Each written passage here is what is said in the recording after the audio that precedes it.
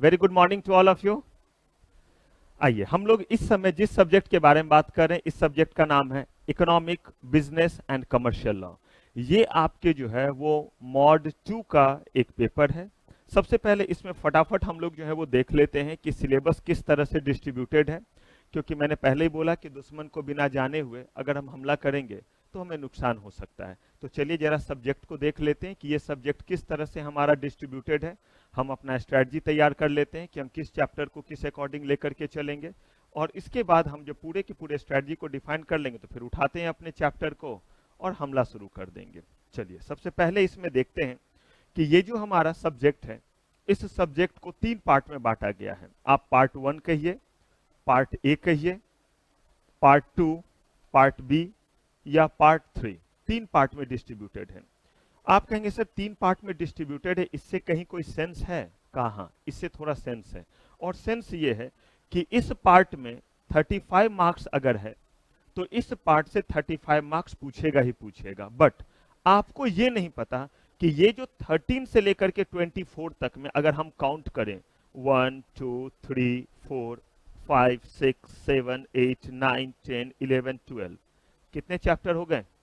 12। इन 12 chapter में से किससे कितने मार्क्स का रहेगा तो ये तय नहीं है, और ये आपको कोशिश भी नहीं करना है प्रेडिक्ट करने का कि इससे कितने मार्क्स का रहेगा। इन जनरल अगर हम देखें तो हमारे हिस्से में एक चैप्टर में जो आ रहा है, अगर हम एवरेजिंग करने जाएं तो कितने कम, 3 से भी कम मार्क्स आ रहे हैं। इसका मतलब क्या ऐसा है कि हर चैप्टर से 3 मार्क्स का पूछेगा? नहीं, ऐसा भी हो सकता है कि किसी चैप्टर से 15 मार्क्स का पूछे और आप शॉक्ड रहेंगे। हो सकता है कि 4-5 ऐसे चैप्टर होंगे जिन्हें छुआ भी ना गया है, या ये भी हो सकता है कि हम और करके, यानी कि अल्टरनेट दे करके सारा का सारा पूछ दें। आप कहिए सर कुछ तो तय चीज बता दो कि ये कुछ भी कर देंगे का क्या मतलब है। ये कुछ भी कर देंगे का मतलब यही है कि इंस्टीट्यूट ने यही बोला हुआ है कि हमने आपको बस इतना बता दिया कि इससे कितने मार्क्स के रहेंगे, 35 मार्क्स के। इसके अलावा हमने आपको कुछ नहीं बताया कि किससे कितने मार्क्स के रहेंगे। ये बाकी सारा कुछ हम अपने एक्सपीरियंस के बेसिस पे करते हैं कि भाई इससे इतने मार्क्स के पूछे जा सकते हैं, इससे जो है वो इतने मार्क्स के पूछे जा सकते हैं। ये मैं इसीलिए आपको डिस्कस कर रहा हूं क्योंकि इतना आप जान लीजिए कि ये सेक्शन कितना कैरी करेगा, 35 मार्क्स। हम किसी भी चैप्टर को ना कम कर सकते हैं ना ज्यादा, जितना सिलेबस में उतना हमें पढ़ना ही पड़ेगा, क्योंकि अक्सर ऐसा होता है कि बच्चे सोचते हैं कि चलो इससे कम रहेगा, ये इंपॉर्टेंट नहीं है, बच्चे ने इसे छोड़ दिया। ये हमें पता चलता रहता है। अगर ये पता चला तो बस अगले ही अटेम्प्ट में इससे ज्यादा नहीं करते, 12 मार्क्स का क्वेश्चन कर देते हैं। 35 में से 12 मार्क्स का क्वेश्चन कर दिया, जिससे नॉर्मली पिछले 2 अटेम्प्ट से कितना आ रहा था, 0-0 आ रहा था। बच्चे ने जो एक तरीका ढूंढा, इससे क्वेश्चन नहीं आ रहा है, इससे क्वेश्चन नहीं आ रहा है, चल इन दोनों को क्या करते हैं, छोड़ देते हैं। कोई बात नहीं, इससे 10-12 मार्क्स का पूछ दो और इससे भी जो है वो 10-12 मार्क्स का पूछ दो, 20 हो गए, यानी इतने मार्क्स तो आपके गए। इसीलिए आपको ऐसा कोई भी काम नहीं करना है, कोई रिस्क नहीं लेना रहेगा। हर चैप्टर को जितना उसका सिलेबस दिया हुआ है उतना हम पढ़ेंगे, और हर एक चैप्टर में देखिए क्या लिखा हुआ है, केस लॉ। मैंने नहीं लिखा है, यहाँ पे जरूर मैंने लिखा है, लेकिन ये आपके सिलेबस में ये साफ तौर पे लिखा हुआ है, केस लॉज, केस स्टडीज और प्रैक्टिकल एस्पेक्ट्स।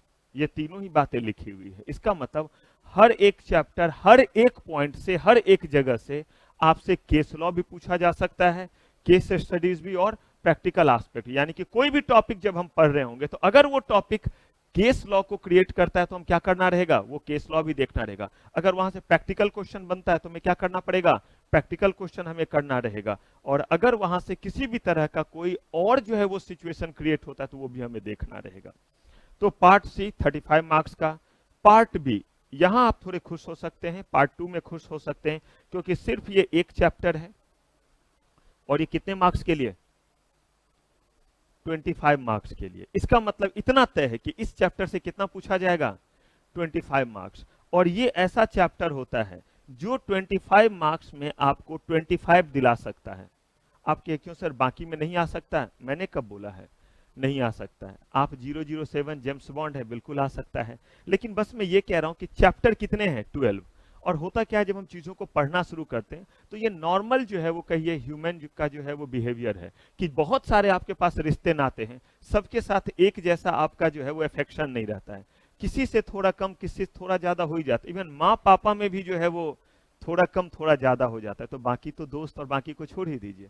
वैसे ही कह रहे 12 चैप्टर है, हो सकता है कोई ना कोई चैप्टर आपका थोड़ा क्या रह जाए, वीक रह जाए अपने इंटरेस्ट के कारण। कुछ लोगों को प्रैक्टिकल वाले में बड़ा इंटरेस्ट रहता है, कुछ को थ्योरेटिकल इन नेचर वाले में इंटरेस्ट रहता है। तो इनमें से हो सकता है किसी चैप्टर में थोड़ा सा अगर आपका लैकनेस रहे तो थोड़ा कम आ सकता है उस चैप्टर के कारण। लेकिन ये आपका चैप्टर है, कहता है कि मैं अकेला हूं, एक ही हूं, जो है सब मेरा ही है, इकलौता हूं, है तो भी मेरा, नहीं है तो भी मेरा। ये 25 मार्क्स क्या हैं, इसके ही हैं। और यहाँ पे यही है कि जो चैप्टर आपको बहुत पसंद है, हो सकता है कि उससे जो है वो क्वेश्चन क्या हुआ, कम पूछा गया। जो आपको बिल्कुल नहीं पसंद है, वही चोपड़ा साहब जैसा आंख थू जैसा, वो आपको क्या हो रहा है, कह रहे उससे ज्यादा क्वेश्चन पूछ दिया गया। चलिए अब आइए फिर पार्ट 1 पे। यहां तो आप खुश हो गए, फिर दुखी भी आइए, कभी खुश है तो कभी दुखी है। अब ये देखिए कितने मार्क्स का चैप्टर, खुद काउंट कर लीजिए, यहां 11 तक दिया हुआ है, इसका मतलब लेस देन कितना, 4, यानी एक चैप्टर लेस देन 4 मार्क्स का। और इसमें आपका जो है वो रियल जो है वो वेटेज जो है वो किसका है, फॉरेन एक्सचेंज मैनेजमेंट। इसमें सारी कहानी जो है, मैक्सिमम बातें जो है वो जुड़ी हुई है किससे, फॉरेक्स से जुड़ी हुई है। फॉरेक्स से जुड़े होने का मतलब है हम अगर किसी तरह का ट्रेड करते हैं जिसके कारण हमारे पास इंडिया के अलावा कोई करेंसी आता है, रुपीस के अलावा कोई करेंसी आता है, तो हमारे लिए वो क्या है, फॉरेन करेंसी है। तो इंडिया के बाहर अगर हम ट्रेड कर रहे हैं, यानी एक्सपोर्ट कर रहे हैं, या इंडिया के बाहर से हम चीजों को ला रहे हैं, इंपोर्ट कर रहे हैं, उस दौरान जितने भी प्रोविजन होंगे वो सब यहाँ पे आपको देखना रहेगा। यानी कि इंडिया से बाहर आप मकान लेना चाहे ले सकते हैं, प्रोविजन कंप्लाई करने पड़ेंगे। यहाँ आरबीआई के प्रोविजन है, क्योंकि आरबीआई कहता है कि हम फॉरेक्स को मैनेज करने के लिए रूल रेगुलेशन बनाएंगे। एनबीएफसी के बारे में बात करेंगे, स्पेशल इकोनॉमिक जोन के बारे में बात करेंगे, फॉरेन ट्रेड पॉलिसी के बारे में बात करेंगे। मतलब जो भी हम बातचीत कर रहे हैं, मैक्सिमम बातचीत किस चीज से रिलेटेड है, फॉरेन एक्सचेंज से। और फॉरेन एक्सचेंज का मतलब होता है फॉरेन करेंसी, और फॉरेन करेंसी का मतलब होता है any currency other than Indian currency. और इंडियन करेंसी क्या है, क्या है इंडियन करेंसी, रुपीज। तो रुपीज के अलावा कोई भी करेंसी, हमारे लिए डॉलर भी फॉरेन करेंसी, हमारे लिए पाउंड भी फॉरेन करेंसी, हमारे लिए यूरो भी फॉरेन करेंसी, हमारे लिए रूबल भी फॉरेन करेंसी, हमारे लिए येन भी फॉरेन करेंसी। कोई भी करेंसी जो इंडिया के बाहर का है, रुपीज के अलावा, वो हमारे लिए क्या हो गया, फॉरेन करेंसी। ये बहुत ही हाईली जो है वो टेक्निकल पार्ट है, डरा नहीं रहा हूं, बता रहा हूं, टेक्निकल पार्ट है। और सबसे ज्यादा किसी सीएस की अगर कमाई होती है तो यहाँ पे इसी फेमा के कारण होती है, क्योंकि यहाँ पे कंसल्टेंट बहुत कम है। मैंने आपको बताया था कि मैं कंपनी लॉ या इससे रिलेटेड कोई प्रोसीजर नहीं देखता, अपना भी आईटीआर आज तक फाइल नहीं किया है, ना अपना जीएसटी। गरीब आदमी, इन कामों में नहीं हूं। मेरा जो है वो मैक्सिमम काम जो है यही फेमा का है, इशू ऑफ सिक्योरिटी से रिलेटेड है, सिक्योरिटीज मार्केट से रिलेटेड है। तीसरा काम मर्जर अमलगमेशन और टेक ओवर, जिसको स्ट्रेटेजिक प्लानिंग कहते हैं, उसके बारे में बातचीत करेंगे जब गलती से हम मिले प्रोफेशनल में, आप प्रोफेशनल में पहुंचे और मैं जिंदा रहा तब तक, तो वहां पे बात करेंगे कॉर्पोरेट रीस्ट्रक्चरिंग में। तो यहाँ पे ये बहुत टेक्निकल है, बड़ा मजा आपको आएगा, आई बेट ऑन दिस, कि इसमें जितना ही ये टफ है, आप देखिएगा कि आप कहेंगे कि नहीं सर वो सब हमें थोड़ा बोरिंग लग रहा था, ये मजेदार है, क्योंकि ये टेक्निकल है, दिमाग लगाने में आपको मजा आता रहेगा। एनीवे, तो हम अपना हमला शुरू कहाँ करेंगे, टेक्निकल वाले पे अभी नहीं आ रहे हैं। रीजन, थोड़ा मेच्योर्ड हो जाते हैं, थोड़े बड़े हो जाते हैं। आपके सर और हम कितने बड़े होंगे, नहीं, इकोनॉमिक लॉ में थोड़े क्या हो जाते हैं, बड़े हो जाते हैं। अभी पहले उस पार्ट पे चलते हैं जो पार्ट सबसे ज्यादा मार्क्स दे रहा है, ताकि हम थोड़ा फील गुड करें कि इतने मार्क्स तो हमने फटाक से कवर कर लिया। और वो कौन सा एरिया है हमारा, पार्ट 2 है, जो 25 मार्क्स देगा। लेकिन अनफॉर्चुनेट क्या है वो देखिए, मैं उस हिस्से को पहले उठाऊंगा जो एक दूसरे से थोड़ा जुड़ा हुआ है। मैं कंपटीशन एक्ट पहले पढ़ा ही नहीं सकता, क्योंकि इसका जो है वो रियल बेस जो है वो छुपा हुआ है यहाँ पे कंज्यूमर प्रोटेक्शन एक्ट में। तो हमें यहां से इस चैप्टर को उठाना होगा ताकि हम कहां पहुंचे, और फिर जैसे ये खत्म करेंगे तो फिर मैं आपको लेकर के उधर जाऊंगा। यानी कि हम लेफ्ट राइट गेम खेलते रहेंगे, जो जिस चीज को समझने में मदद करेगा हम उस टॉपिक को पहले करेंगे। At the end of the day हमारे सारे टॉपिक क्या हो जाएंगे, खत्म हो जाएंगे, और सारे टॉपिक पे हम क्या लगा लेंगे, टिक मार्क कर लेंगे। चलिए अब जरा बात कर लेते हैं हमारे स्ट्रेटजी का। कि हम इस चीज को जब पढ़ेंगे तो हमारा स्ट्रेटजी क्या रहेगा। फ्लो क्या रहेगा वो आप मेरे ऊपर छोड़ दें। फ्लो का मतलब है कौन सा चैप्टर पहले और कौन सा चैप्टर बाद में। मैंने आपको एक तो बता ही दिया कि हम जो है कंज्यूमर से रिलेटेड वाले पहले उठाने वाले, यानी हमारा मेन टारगेट है कि हम पार्ट बी को पहले खत्म कर ले। हमारा सिर्फ पार्ट बी खत्म नहीं होगा, 30 मार्क्स मिनिमम खत्म होगा। ये 5 to 10 मार्क्स का हर बार पूछता है और इसमें केस लॉ भी हर बार दिया जाता है। और ये 25, इन दोनों को अगर हम कर लेंगे तो हमारा मिनिमम 30 to 35 मार्क्स कवर हो जाएगा। और आप देखिएगा उसके बाद इसमें क्वेश्चंस वगैरह हर चीज आप देखिएगा, आप अच्छा फील करेंगे कि सर ये सब हमसे क्या हो जा रहा है, हो जा रहा है। इसका मतलब आगे भी हम बहुत कंफर्टेबल रहेंगे और हम आराम से चीजों को कर लेंगे। तो फ्लो मेरे ऊपर छोड़ दीजिए।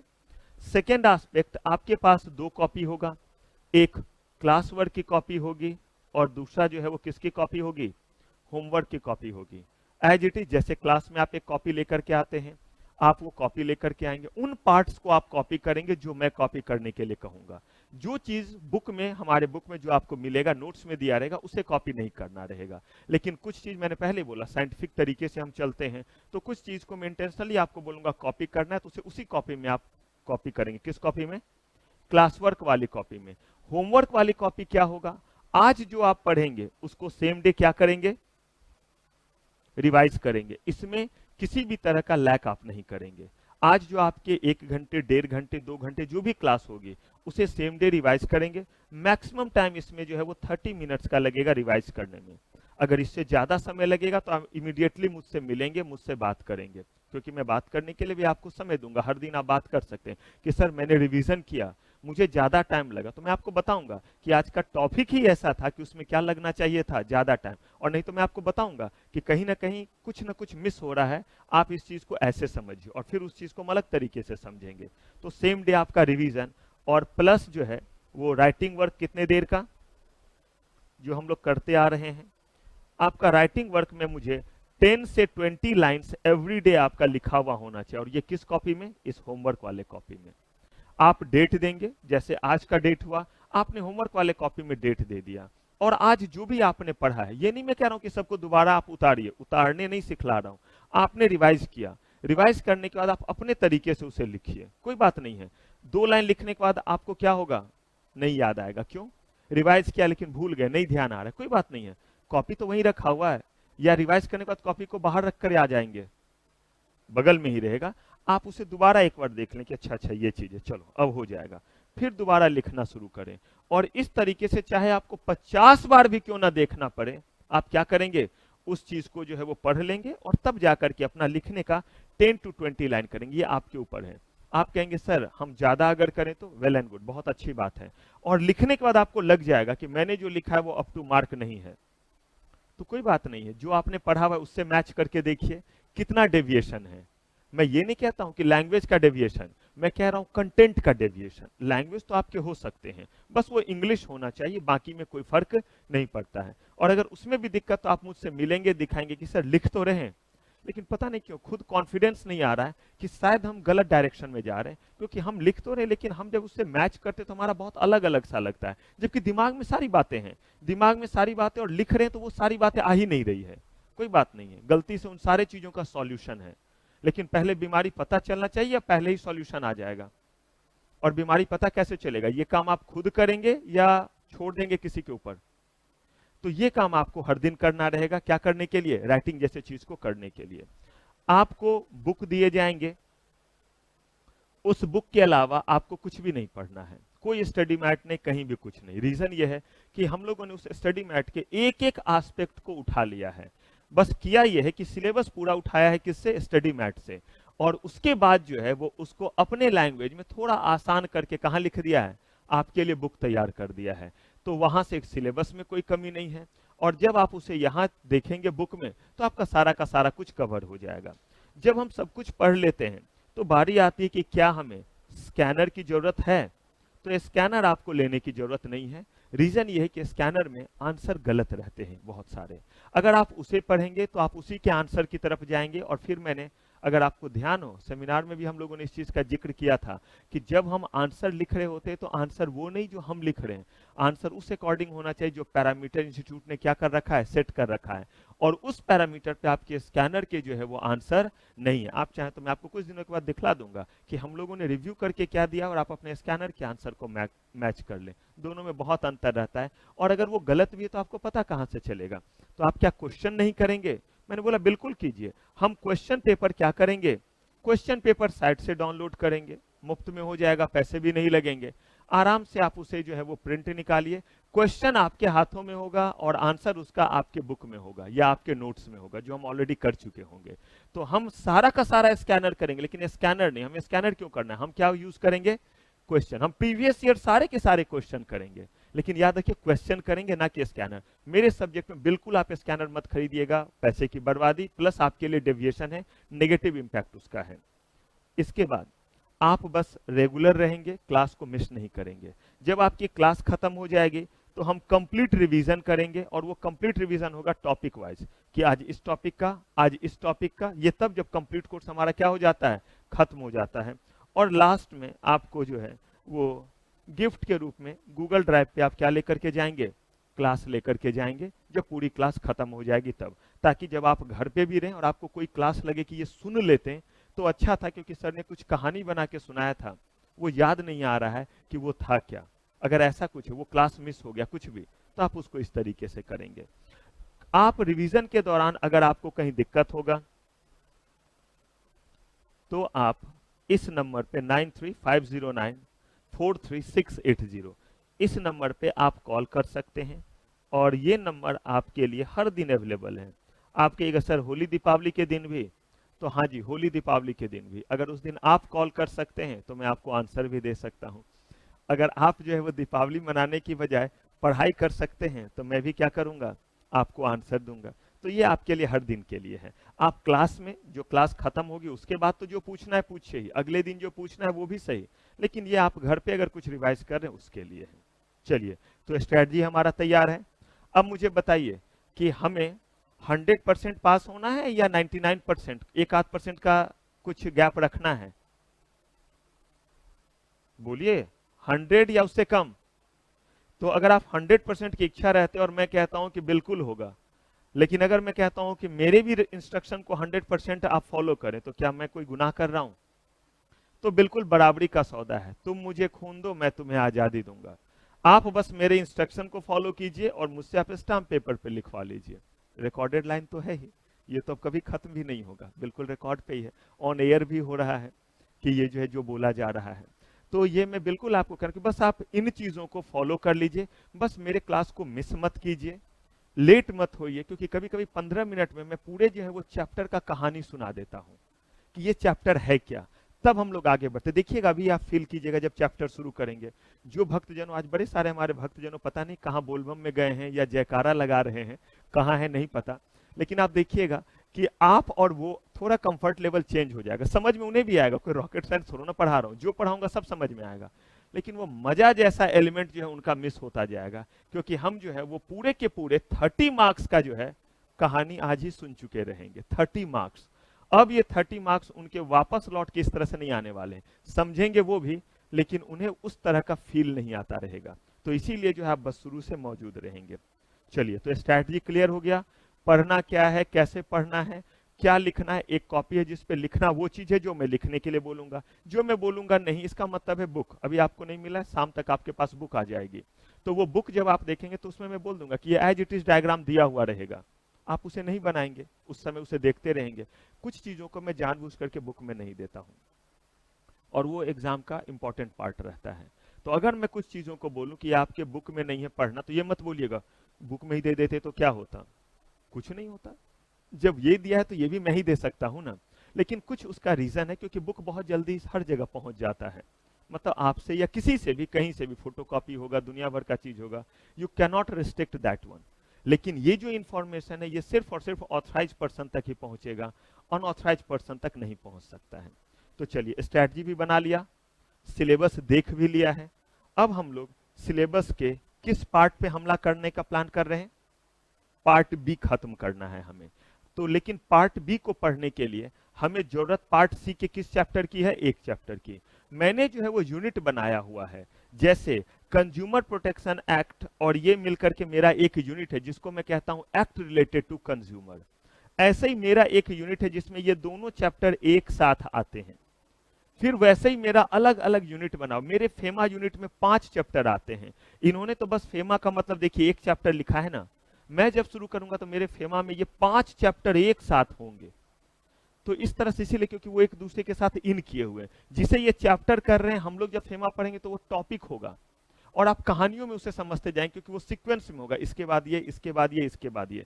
आप देखिए ये 2 अलग अलग पार्ट हैं, एक पार्ट सी है और एक पार्ट बी है, एक पार्ट में भी नहीं है। लेकिन आप देखिए किस तरह से हमारे स्टोरी में ये एक सीक्वेंस में आता जाएगा कि इसके बाद ये, इसके बाद ये, इसके बाद ये। और अभी तो इस तक पहुंचने के लिए भी जो है एक पावदान हमें चढ़ना पड़ेगा। तो मेन हमारा मकसद कहां पहुंचना है? इस पे। इसके लिए हमें जरूरत पड़ी किसको पढ़ने की? और इसे मैंने एक यूनिट बनाया हुआ है और इसे मैं कहता हूं act related to what? Consumer. चलिए तो कर दे श्री गणेश या बिस्मिल्लाह, जिस भी धर्म को आप मानते हो। चलिए अब जरा ध्यान से चीजों को सुनिएगा, क्या हम लोग पढ़ने जा रहे हैं। ये जो है एकदम ध्यान से सुनिएगा, अभी कुछ लिखना नहीं है, पूरे कहानी को पहले ध्यान से समझिएगा। हमें आजादी कब मिली? बातचीत करते हैं, कब आजादी मिली? इसमें भी अलग अलग ओपिनियन है या सेम ओपिनियन है? सेम ओपिनियन है कह रहे हैं, ठीक है। तो 1947 में 15 अगस्त 1947 को हमें आजादी मिली। जब हमारा देश आजाद हुआ तो हमने सोचा कि अब हमें चीजों को खुद से जो है वो देखना पड़ेगा। खुद से देखना पड़ेगा, इसका क्या मतलब है? कहा खुद से देखना पड़ेगा, इसका मतलब यह है कि जब तक अंग्रेज थे हम पे जुल्म तो करते थे, लेकिन जो भी हमारे जरूरत की चीज थी, वो जरूरत की चीज वो खुद हमें क्या करवा देते थे? अवेल करवा देते थे। हम उन्हें पैसे देते थे, वो चीज हमें मिल जाता था, चाहे वो दवाई हो, चाहे वो गाड़ी हो, जिनके पास भी पैसे थे, चाहे वो कोई भी चीज क्यों ना हो। लेकिन जब हमारा देश आजाद हुआ तो इन सारे चीजों को अवेलेबल कराने की रिस्पॉन्सिबिलिटी किसके ऊपर आई? हमारे देश के ऊपर, हमारे ऊपर आ गया। और अब हमें जो विकास और डेवलपमेंट करना था वो अपने लिए करना था। पहले तो विकास डेवलपमेंट इनकी बात ही नहीं करते थे, सिर्फ तो बात होती थी एक ही चीज के, इनकलाब जिंदाबाद। पहले देश को आजाद कराएंगे तब ना उसके विकास और बाकी चीज के बारे में सोचेंगे। या उस समय सोचते थे वाईफाई कैसे और अच्छा होगा, कैसे इंटरनेट आएगा। इंटरनेट तो दूर की बात है, पहले जो है वो गुलामी से जो है वो आजादी कैसे मिलेगी। मिल गई आजादी। अब हमने कहा कि अब हमें देश को ग्रो कराना है। कहा कि अगर देश के इकोनॉमी को आप ग्रो कराना चाहते तो उसके लिए सबसे जरूरी चीज कि आपका इकोनॉमिक ग्रोथ तब होगा जब आप ज्यादा से ज्यादा चीजों को क्या करेंगे? खुद से प्रोड्यूस करेंगे। क्यों भाई? एकदम ध्यान से सुनिएगा। ज्यादा से ज्यादा चीजों को अगर खुद से प्रोड्यूस करेंगे तो उससे होगा क्या? उससे जो है वो एम्प्लॉयमेंट जनरेट होगा, लोगों को रोजगार मिलेगा। दूसरा, लोगों को वो काम की चीजें मिलेगी जिनकी उन्हें रिक्वायरमेंट है। तो लोगों का रिक्वायरमेंट पूरा होगा चीजों के रूप में, और लोगों का नीड पूरा होगा क्योंकि उनको जो है वो एम्प्लॉयमेंट मिलेगा तो उन्हें रोजगार मिलेगा। और जब हम चीजों को प्रोड्यूस करेंगे तो उससे हमारे देश का जीडीपी बढ़ेगा, जिसको ग्रॉस डोमेस्टिक प्रोडक्ट कहते हैं। यानी कि जीडीपी से ही यह तय होता है कि हमारे देश का कितना ग्रोथ हो रहा है। सुनते भी होंगे कि इस क्वार्टर में जीडीपी रेट इतना हो गया, अब इतना हो गया। तो जीडीपी कुछ नहीं, जीडीपी का मतलब है जितने भी सामान आप देखते हैं हमारे इंडिया में, ये कहीं ना कहीं बनता होगा या जादू से ओम नमः शिवाय चेयर आ गया, जय माता की, ये कैमरा आ गया, ऐसा कुछ होगा तो क्या होगा? चीजें बनेंगी कहीं पे। तो ये चीजें जो आपकी बनती है, तो इन चीजों का जो कॉस्ट हुआ वो हम ऐड करते हैं और इससे हमारा जीडीपी बढ़ते जाता है। अगर आपने 10 की जगह 15 चेयर आपने बनाया है तो इसका मतलब है कि जीडीपी जो है वो और 5 चेयर के कॉस्ट से क्या हो जाएगा? ज्यादा हो जाएगा। तो मुझे एक चीज बताइए, जीडीपी अगर हमें ग्रो कराना था, जीडीपी हमें बढ़ाना था, तो उसके लिए हमें करना क्या पड़ता था? चीजों को प्रोड्यूस करना था। हम चीजों को प्रोड्यूस कब कर पाएंगे? जब उस चीज का डिमांड होगा। और कोई भी जो है वो चीज का डिमांड कब करेगा? जब वो चीज उसे सही लगेगा और उस चीज से उसे सेटिस्फैक्शन मिलेगा। आप एक बार कोई सामान खरीदते हैं, या आप एक ही टीचर का ही एग्जांपल लें, सर्विस के सेक्टर में भी अगर हम आते हैं, आप एक टीचर से एक बार पढ़ते, एक सब्जेक्ट पढ़ते, आपको लगता है कि नहीं नहीं पढ़ाने का तरीका तो अच्छा, तो ये जो भी पढ़ाते होंगे क्या करते होंगे? अच्छा पढ़ाते होंगे। ऐसे ही आप जब प्रोफेशनल में आते हैं तो आपके दिमाग में इमेज रहता है कि पता करते हैं कि ये टीचर जो है प्रोफेशनल में पढ़ाते हैं या नहीं पढ़ाते हैं। जैसे आपके बाद जो क्लासेस हैं उसमें देखिएगा जो प्रोफेशनल के बच्चे आएंगे, उन्हें जैसे तैसे उन्होंने ढूंढा, क्योंकि मैं अभी अभी नया एसोसिएट हुआ यहाँ, तो उनको ये नहीं पता कि सर अभी कहाँ है, बट समहाउ दे मैनेज, उन्होंने फाइंड आउट कर लिया कि सर यहाँ पे है। ये क्यों? अगर मेरे साथ उनका जो है वो अच्छा जो है वो ट्यून नहीं रहता और उनका अच्छा एक्सपीरियंस नहीं रहता, तो वो तो ढूंढ रहे होते कि कहीं मिले, कुछ फेंक करके मारे और क्या करें, भागे। इसका मतलब है कि आप उस सर्विस और उस सामान को यूज करते हैं जिस सर्विस और सामान ने आपको उस क्वालिटी का या तो सर्विस दिया या उस लेवल का आपको सेटिस्फेक्शन दिया। आप उषा कंपनी के चीज को बार बार खरीद रहे होते हैं क्योंकि बचपन में मम्मा के पास उषा का सिलाई मशीन देखा, मम्मा ने बड़ी तारीफ की कि उषा का सामान बड़ा अच्छा होता है। बचपन में घर में पंखे उषा का देखा, बाद में जब आपने देखा कि अरे उषा का कूलर भी आ रहा है, या कल को अगर आप एसी लेना चाहते हैं तो आप एक बार कम से कम जो है वो जरूर सोचते हैं कि क्या मैं जो है वो इस कंपनी का कूलर मुझे मिल सकता है। किस कंपनी का? उषा कंपनी का मुझे कूलर मिल सकता है। कहने का मतलब यह है कि अगर आप किसी सामान में वो क्वालिटी क्या कर पाते हैं, देख पाते हैं, उस सर्विस में वो चीज आपको मिलता है तो आप उसको इस्तेमाल करना चाहते हैं। एक और चीज, अगर मैं कोई सामान इस्तेमाल कर रहा हूं और उस सामान को इस्तेमाल करते वक्त मैंने जो सोचा था उस लेवल पे ये खरा नहीं उतरा, तो क्या आप सामान दोबारा यूज करेंगे? याद रखिए, कोई भी सामान अच्छा और बुरा नहीं होता है। अच्छा और बुरा कहने के लिए आपको क्या करना पड़ेगा? एक रेफरेंस फ्रेम तय करना पड़ेगा, किससे अच्छा और किससे बुरा। तो जरा सोचिए, हमने कहा कि हमें आजादी मिली, हमें ग्रो करना है, और अगर हमें ग्रो करना है तो हमें क्या करना पड़ेगा? हमें जो है वो ज्यादा से ज्यादा प्रोडक्ट बनाना पड़ेगा। और हम ज्यादा से ज्यादा प्रोडक्ट तब बना पाएंगे जब ज्यादा से ज्यादा लोग हमारे प्रोडक्ट को क्या करेंगे? कंज्यूम करेंगे। और हम ज्यादा से ज्यादा प्रोडक्ट को जो है वो कंज्यूम जो है वो तब करेंगे जब वो प्रोडक्ट हमें क्या करेगा? ज्यादा से ज्यादा जो है वो क्या देगा? सेटिस्फैक्शन देगा। ज्यादा से ज्यादा हमें जो है वो रिलैक्स करेगा, यानी कि हमारे नीड को क्या करेगा? पूरा करेगा। जरा सोचिए, मैंने आपको कहा कि मैं आपको जो आश्वासन देता हूं कि अगर आपने सामान खरीदा और वो सामान सही नहीं निकला तो मैं आपको रिलीफ दूंगा। आप बोलेंगे सर अगर सामान गड़बड़ निकला तो रिलीफ कैसे मिलेगा? कोर्ट ही तो जाना पड़ेगा। आपने बहुत सुंदर एडवर्टीजमेंट देखा, बहुत अच्छा एडवर्टीजमेंट देखा। क्या एडवर्टीजमेंट देखा? पंखा जो तूफान ला दे। वो रामू काका वाला नहीं आता है कि ऐसे करके ओरिएंट का पंखा लगाते, रामू काका अचार लेकर के जाते हैं और उसको जो है स्पेस में जाकर के अचार दे के आ जाते हैं। मतलब इतना ज्यादा हवा था, वो ये दिखलाना चाह रहा था इस पंखे में। पता चला आपने यही देख करके पंखा खरीदा और आप पंखे की तरफ देख रहे हैं, पंखा आपकी तरफ देख रहा है और बिल्कुल लग रहा है कितना ओबीडियंट है, आपसे पूछ रहा है मैं एक रोटेशन ले लूं, मैं एक रोटेशन ले लूं। आपने तो सुना कि पंखा जो क्या ला दे? तूफान ला दे। और कमबख्त लग रहा है आपसे क्या ले रहा है? आपसे जो है वो परमिशन ले रहा है। अगर ऐसा है तो इस केस में मुझे बताइए कि आप अब क्या करेंगे? आप जाएंगे कोर्ट में, आप खरीद करके लाए फैन और फैन बन गया म्यूजिक सिस्टम, चे पो चपड़ चो नहीं आवाज करता रहता है। तो खरीदा था फैन, निकल गया म्यूजिक सिस्टम। अब इन चीजों के लिए आपको रिलीफ चाहिए, गुस्सा आया आप में, आप कहां जाएंगे? कोर्ट। हमारे यहां इतना अच्छा जो है जुडिशियल सिस्टम है कि अगर आप कोर्ट जाते हैं तो तुरंत आपसे पहले जो है वो जज पूछेंगे कि किस चीज से आए हो, तो आप कहते हैं ऑटो से आए हैं, तो बोलेगा अच्छा उसे रुकवा करके रखना, तुरंत फैसला सुना देते हैं, फैसला लेते ही जाना, क्यों दोबारा आओगे, खर्चा लगेगा आने जाने का। ऐसे ही हमारे देश में तुरंत न्याय हो जाता है। हाँ जी, तारीख पे तारीख, तारीख पे तारीख और इंसान बन गया तारीख। फैसला आता है कि आज 23 साल के ऐतिहासिक फैसले में आयला 23 साल बाद, 23 इयर्स के बाद अगर कोई फैसला आया है तो वो ऐतिहासिक ही तो होगा। इतिहास तो यही हमने पढ़ा है कि पुराने बातों को क्या कहते हैं। तो जो चीज 23 इयर्स ओल्ड है वो इतिहास ही तो हो गया, जिसने लोगों का भूगोल बदल डाला, ज्योग्राफी बदल डाला। आप न्याय के लिए गए थे, 23 इयर्स के बाद है, वो भी वैसा केस जिसमें जो है वो 5-5, 10-10 लोगों की जान गई, बहुत हीनियस क्राइम था। तो आप ये पंखा वाला मामला लेकर के जाएंगे तो कहीं ऐसा न जज इसी में टांग दे कि मजाक समझ लिया है कोर्ट को। कहा गया तब कैसे होगा, कैसे लोग इस्तेमाल करेंगे चीजों को? जब तक उनको ये आश्वासन ना मिले कि अगर चीज गलत हुआ तो मैं हूं, आपको न्याय दिलाऊंगा, आपको कंपनसेशन दूंगा। ये बात का एहसास हमारे गवर्नमेंट को ज्यादा दिन नहीं लगा होने में। 1969 में सबसे पहले हुआ। आजादी कब मिली? 1947 में। सिर्फ और सिर्फ कितने साल? 22 साल, सिर्फ 22 इयर्स। और इस सिर्फ 22 इयर्स के बाद हम तक ये बात पहुंची। कौन सी बात?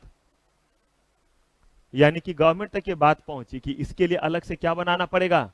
कानून बनाना पड़ेगा, ताकि हम लोगों को क्या कर सके?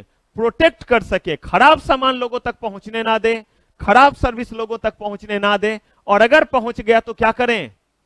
अगर पहुंच गया तो उन्हें फटाफट जो है वो न्याय दे, कंपनसेशन दे, उन्हें रिलीफ दे, ताकि उन्हें कोर्ट जाने की जरूरत ना पड़े। जितनी हमें अकल थी, जितना हमारा विजन था, जितना उस समय प्रोडक्ट था, उसके अकॉर्डिंग हमने कौन सा एक्ट बनाया? एमआरटीपी एक्ट बनाया। कब बनाया? 1969 में बनाया। ध्यान से सुनिएगा। समय बीतता गया, बीतता गया, बीतता गया। हमें लगने लगा कि कहीं ना कहीं ये एक्ट जो है तो अच्छा, क्योंकि इसमें जिस चीज पे फोकस किया गया वो क्या था वो सुनिए। इसमें फोकस किया गया कि अगर कोई सामान खराब है या कोई सर्विस अच्छा नहीं है तो उस सामान और सर्विस को मार्केट तक आने नहीं देंगे। ये इस एक्ट का क्या था? अप्रोच था कि अगर सामान क्या है? खराब है, और सर्विस जो है वो अच्छा नहीं है, अप टू मार्क नहीं है, तो हम इसे मार्केट में आने नहीं देंगे। कहा ये बुरा बात नहीं है, ये प्रिकॉशनरी मेजर्स हुआ। लेकिन कहा उसके बाद भी अगर आ गया कोई सामान, तो अगर कोई खराब सामान या सर्विस मार्केट में आ गया तो इन्होंने कहा आ गया तो वैसे केस में हम आपको रिलीफ प्रोवाइड करेंगे। लेकिन वो मैकेनिज्म उतना स्ट्रांग नहीं था, क्योंकि सोचिए ना, जब 22 साल में पहली बार अकल ही आई कि हमें क्या करना पड़ेगा, इसके लिए अलग से कानून बनाना चाहिए, तो एक ही बार में तो आप सारी चीजों को नहीं बना देंगे। क्यों? क्योंकि जितना विजन आएगा उतने तक ही तो आप सोच पाएंगे। तो आपने सोचा खराब सामान अगर लोगों तक नहीं जाएगा तो लोग मस्त क्या करेंगे? सामानों को खरीदेंगे, और सामान को खरीदेंगे इसका मतलब वो सामान खूब क्या होगा? बनेगा। और जब खूब सामान बनेगा तो हमारा जीडीपी बढ़ेगा, और जीडीपी बढ़ेगा तो हमारे देश का क्या होगा? इकोनॉमिक डेवलपमेंट होगा, एम्प्लॉयमेंट जनरेट होगा। का ठीक है। फिर कुछ दिन के बाद लाइफ में सोफिस्टिकेशन आने लगा। देख रहे हैं आप, जैसे जैसे समय बीतता जा रहा है लोग ज्यादा सिविलाइज्ड और सोफिस्टिकेटेड लाइफ चाहते हैं, कंफर्ट चाहते हैं, एज चाहते हैं। तब जो है जाकर के 1986 में हमारा ध्यान किस चीज पे गया वो सुनिए।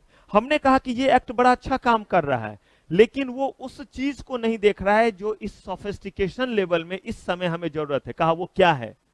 कहा कि ये जो है वो प्रिकॉशन तो बड़ा अच्छा करता है, लेकिन अगर खराब सामान लोगों तक पहुंच गया और खराब सर्विस लोगों तक पहुंच गया तो उनको रिलीफ और कंपनसेशन फटाफट मिलना चाहिए, और बहुत आसान तरीके से मिलना चाहिए। मैकेनिज्म कोर्ट वाला नहीं होना चाहिए, एकदम यूजर फ्रेंडली होना चाहिए। कहा अगर ऐसा होगा तो, कहा ऐसा होगा तो पहले से ज्यादा लोग सामान खरीदेंगे, ज्यादा सर्विसेज अवेल करेंगे या कम? ज्यादा। अगर पहले से और ज्यादा लोग चीजों को अवेल करेंगे तो हमारा इकोनॉमिक ग्रोथ और ज्यादा होगा या और कम? और ज्यादा होगा। लेकिन ये अकल आते आते फिर ज्यादा समय नहीं लगा। यहां से यहां तक पहुंचने में हमें और कितने साल लगे? 17 और ईयर लग गए। लेकिन जब हम यहां पहुंचे तो ये नहीं कि इसे हटा दिया, दोनों एक्ट काम कर रहा था। ये एक्ट अपने आप में एक्सपर्ट था प्रिकॉशन वाले चीज को लेकर के, लेकिन ध्यान से, इसका मतलब ये नहीं है कि ये आपके कंपनसेशन के लिए वर्क नहीं करता था उतना स्मूथ फंक्शन इसमें कंपनसेशन का दिया हुआ नहीं था। कंज्यूमर प्रोटेक्शन एक्ट क्या प्रोटेक्शन नहीं देगा, सिर्फ रिलीफ ही प्रोवाइड करेगा? कहा नहीं, वो प्रोटेक्शन भी देगा, लेकिन कहा कि इसका मेन फोकस किस पे था? कि अगर लोगों तक खराब सामान पहुंच गया तो कैसे हम उसको क्या प्रोवाइड करेंगे? रिलीफ और कंपनसेशन कैसे देंगे? दोनों एक्ट जो है वो साथ साथ काम कर रहा था, मजे मजे से काम कर रहा था। ये अपने एक्सपर्ट वाले चीज को कर रहा था, ये अपने एक्सपर्टीज वाले चीज को कर रहा था, समय अच्छा कट रहा था। लेकिन बदलते समय के साथ कंपटीशन का नेचर भी बदल गया। जिस समय 1969 में एमआरटीपी एक्ट बना था उस समय मर्जर, अमलगमेशन, इस तरह की चीजें बहुत कम होती थी। इंडिया के बाहर का सामान कम आता था। लेकिन बदलते समय के साथ साथ आज बताइए हमारे आपके बीच में कोई भी सामान आप ले लीजिए, चाहे आप इटेबल लीजिए, चाहे कॉस्मेटिक लीजिए, चाहे लग्जरी कार लीजिए, आप देख लीजिए कि हर चीज इंडिया के बाहर का है या नहीं। मर्सिडीज, बीएमडब्ल्यू गाड़ियां भी बाहर से आई, क्रीम वगैरह, फियामा डिविल्स, क्या बोलते हैं, सिनर्जी, गार्नियर, जो भी है, पोन्स भी है, बाकी भी है, इमामी भी है, बोरो प्लस भी है, लेकिन और भी है। शुरू में जब आया था तो बस बोरो प्लस या बिको टर्मरिक नहीं, कॉस्मेटिक, टर्मरिक आयुर्वेदिक क्रीम। तो बहुत सारे इसके लंबे चौड़े ऐड थे, कील मुहासों को जड़ से मिटाए, हल्दी चंदन के गुण इसमें समाये। तो हम लोग को इसीलिए सारा का सारा जो है वो ऐड याद है, क्योंकि पापा टीवी कम देखने देते थे। ब्लैक एंड व्हाइट टीवी और DD1 यही कनेक्शन था हमारे घर में। जब हम लोग बोर्डिंग चले गए तब घर में कलर टीवी आया और डिश का कनेक्शन आया, और DD1 दिल्ली दूरदर्शन, वो भी चैनल 1, बस एक ही चैनल, उसी को देखना रहता था। तो जो दे रहा है वही देखते थे। आपको पता ही उस पर क्या क्या आता था, और उस समय और क्या आता था, मेरे जैसा बूढ़े व्यक्ति के समय क्या आता होगा। आज से और 20 साल बैक हो जाइए, उस समय क्या उस पे आ रहा होगा। 20 क्यों, और बैक होइए, 25-30 साल बैक होइए, जब बहुत छोटा था उस समय देखिए उस पे क्या आ रहा था।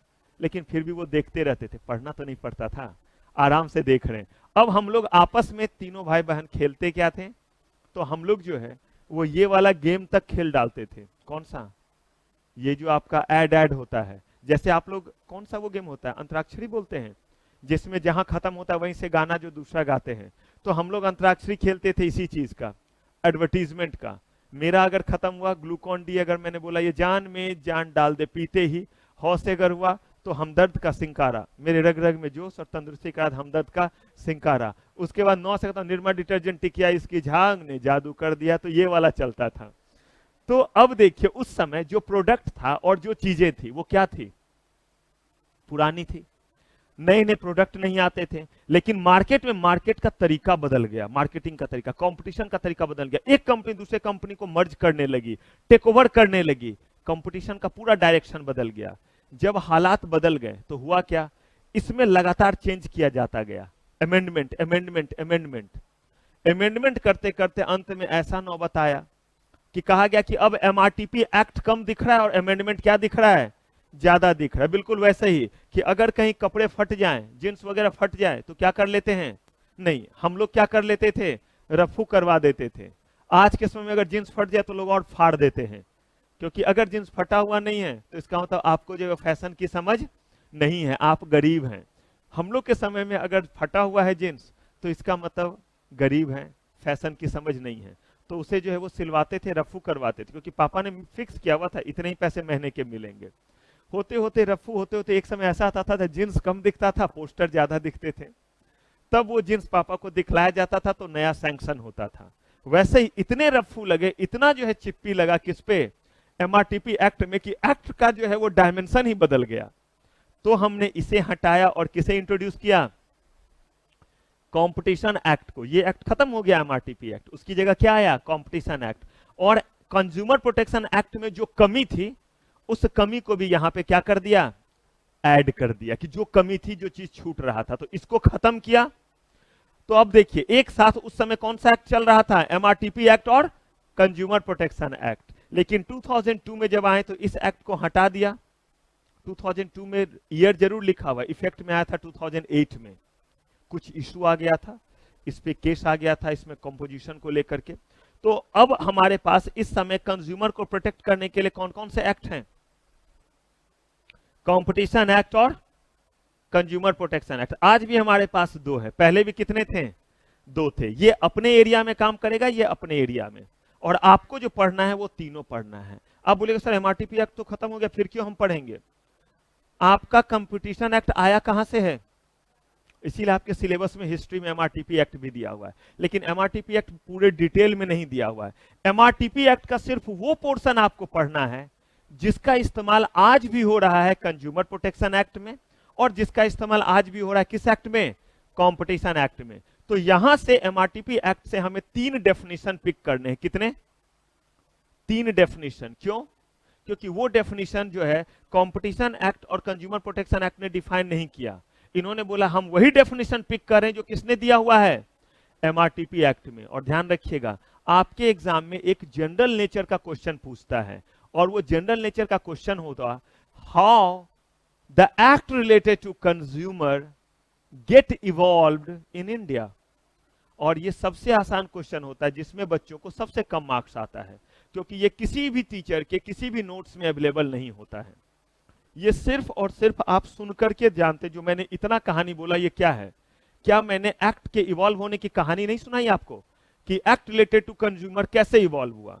कंज्यूमर को प्रोटेक्ट करने से रिलेटेड एक्ट कैसे डेवलप हुआ, और जब हमारा तीनों का तीनों एक्ट खत्म हो जाएगा तब आप और कंफर्टेबल होंगे इस क्वेश्चन को क्या करने में, आंसर करने में, क्योंकि आपके पास बड़े सारे चीज होंगे। लेकिन फिर मैंने आपको उस दिन भी बताया था सेमिनार में कि अगर हमने उन चीजों को डायग्नोस ही नहीं किया है पढ़ते वक्त, हमने ये ध्यान ही नहीं रखा कि अरे ऐसे क्वेश्चन भी हो सकते हैं, तो यकीन मानिए अगर आपने इस चीज का ध्यान नहीं रखा है ना, तब अगर आप एकाएक एग्जाम में जाते और ऐसे क्वेश्चन पूछे जाते तो आप चौंक जाते हैं, और आसान सा क्वेश्चन भी आपसे नहीं होता है। क्यों?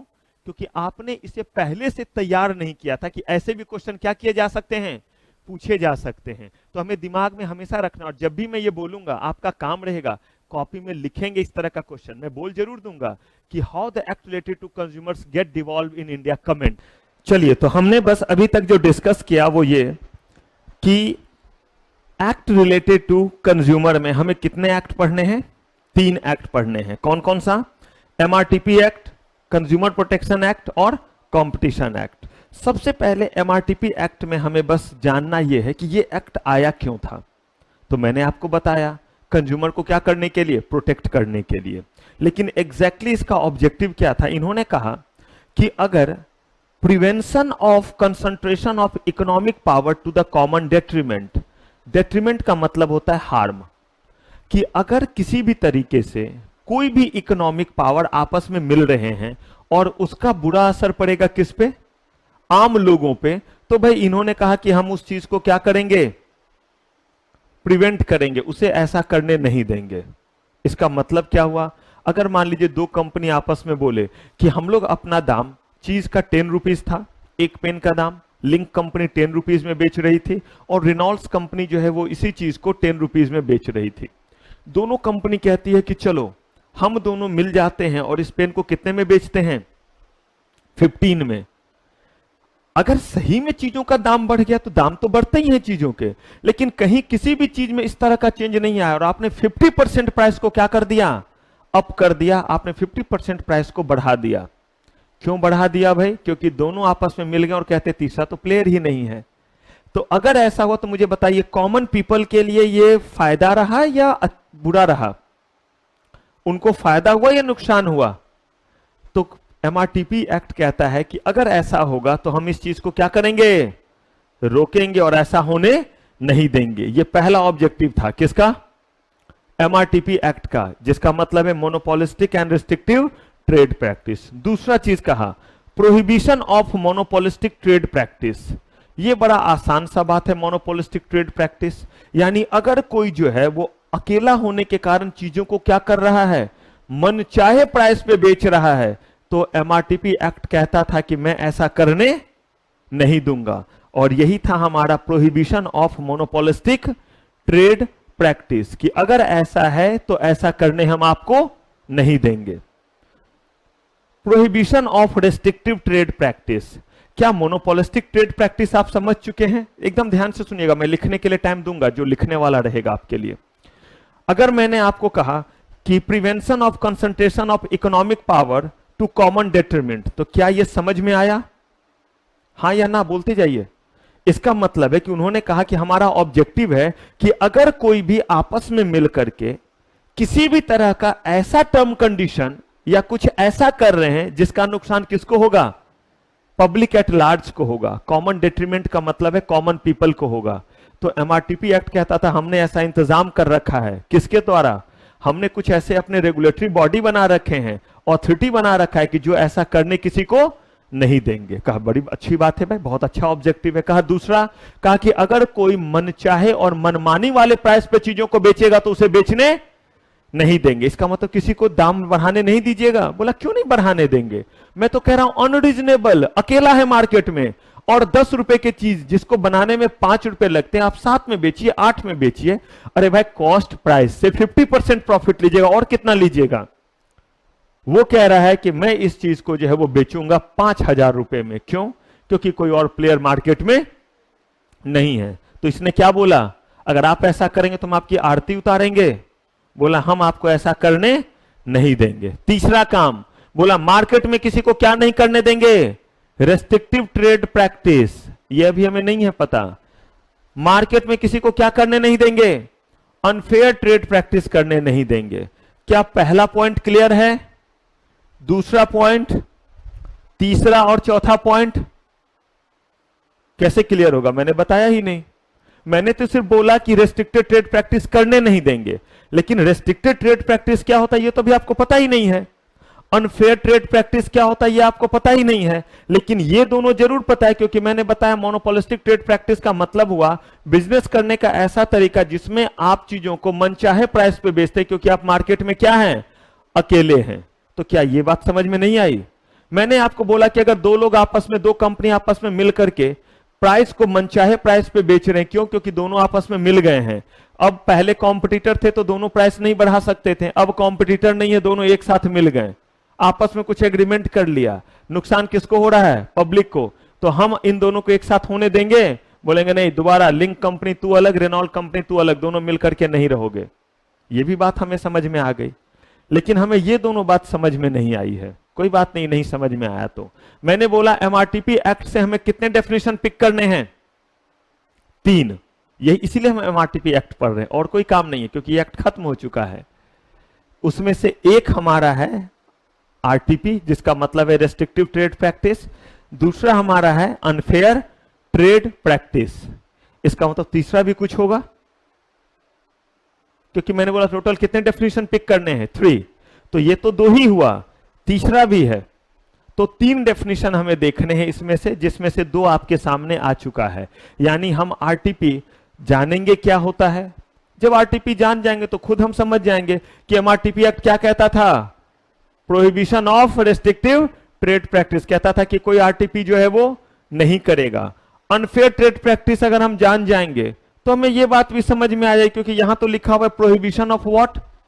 Unfair trade practice. तो चलिए, ये 2 डेफिनेशन तो हमें जानना ही है, लेकिन मैंने कहा इससे पहले हमें जानना है एक डेफिनेशन और।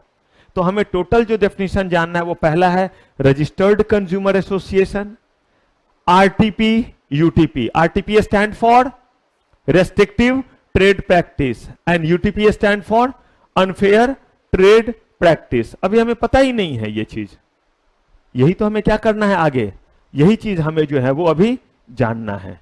तो चलिए आप पहले इसको डन कीजिए और तब हम अपने तीनों डेफिनेशन पे एक एक करके आएंगे।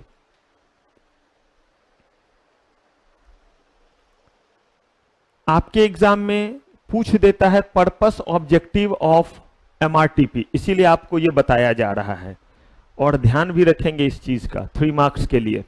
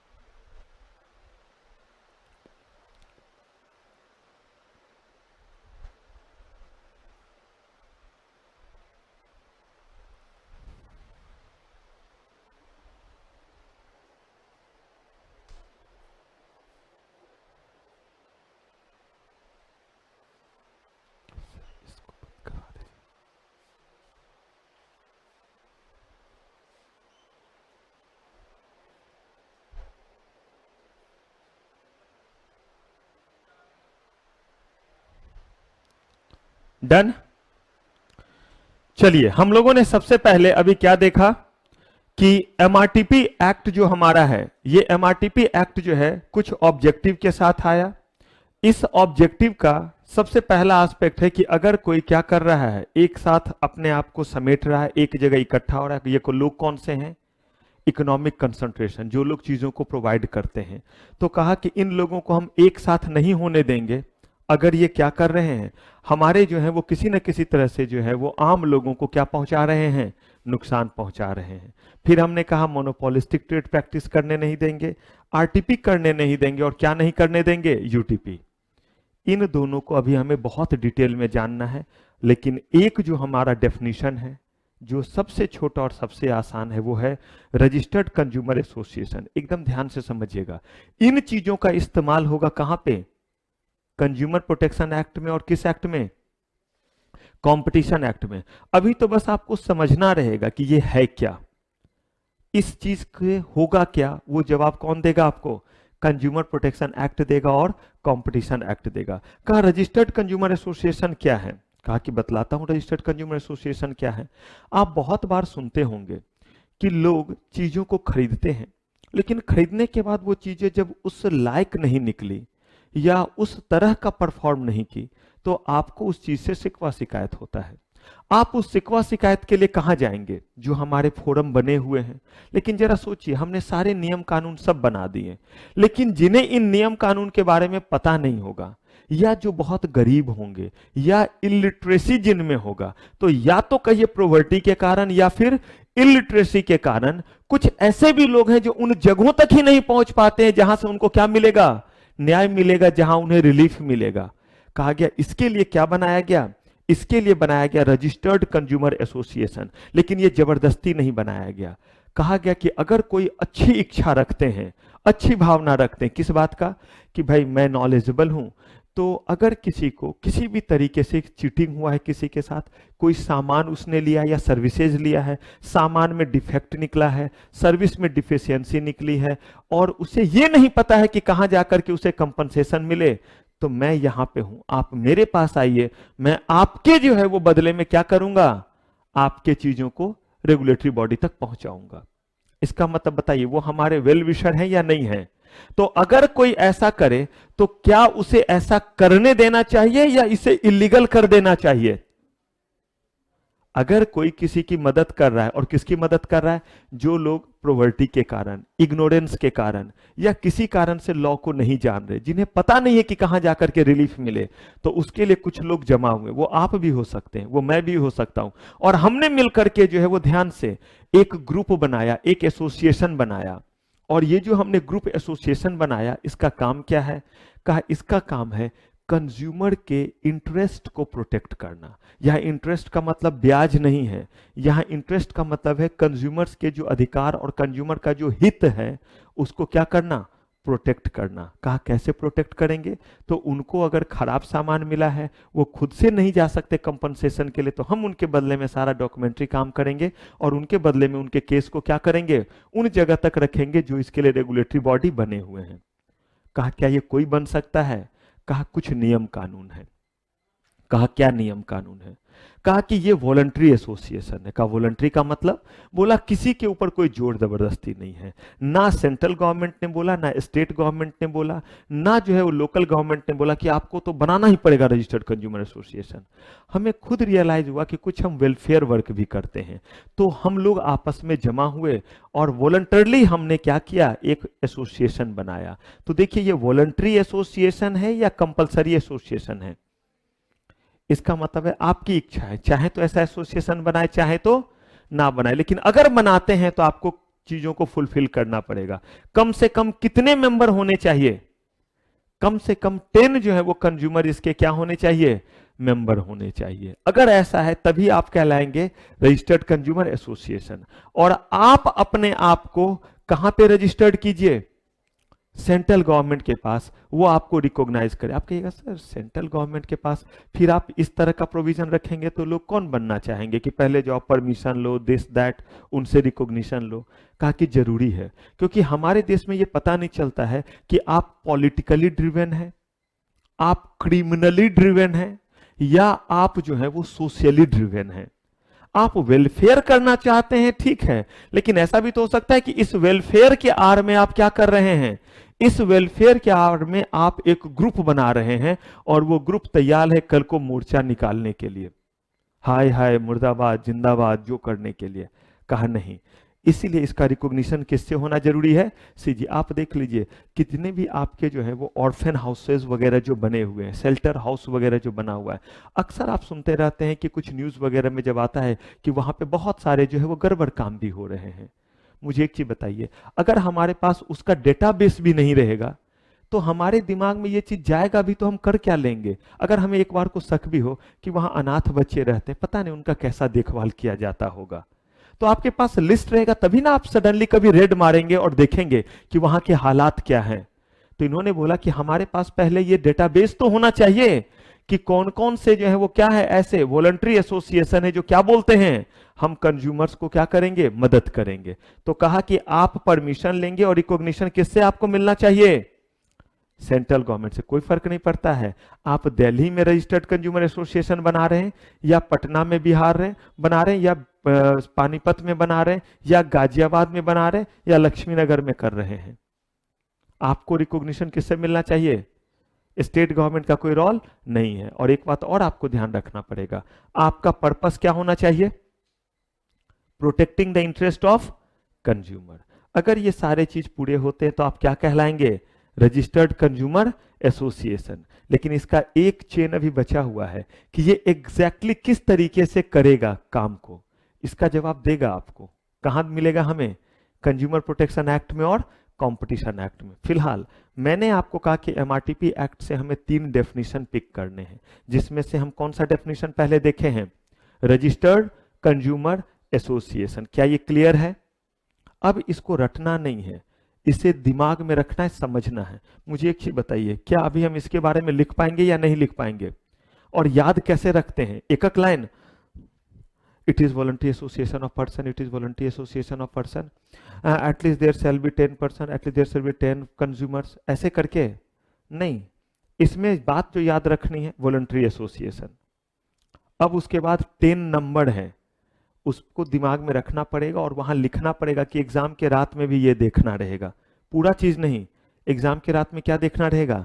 ये नंबर 10 है या 20 है। आप कहिए सर आप भी मजाक करते हो, ये कहीं भूलने वाली बात है? अभी लगेगा भूलने वाली बात नहीं है। जैसे चैप्टर्स और आते जाएंगे, सब्जेक्ट और आते जाएंगे, जैसे यहां से निकल के मेट्रो में जाएंगे, थोड़ी हरियाली देखेंगे, खुद ब खुद दिमाग से निकलना शुरू हो जाएगा। तो इसीलिए इस पॉइंट को मार्क करेंगे कि ये नंबर है, ये डिजिट है, ये आपको ध्यान रखना है। तो कम से कम कितने कंज्यूमर होने चाहिए इसके मेंबर? 10।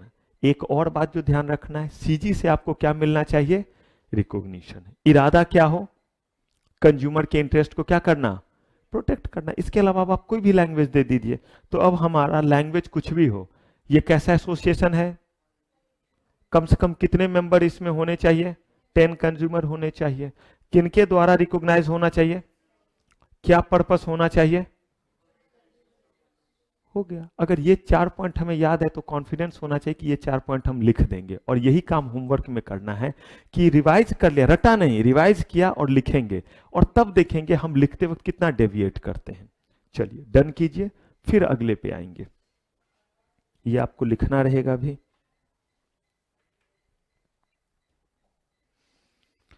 फटाक से डन कीजिए, फिर बातचीत करते हैं।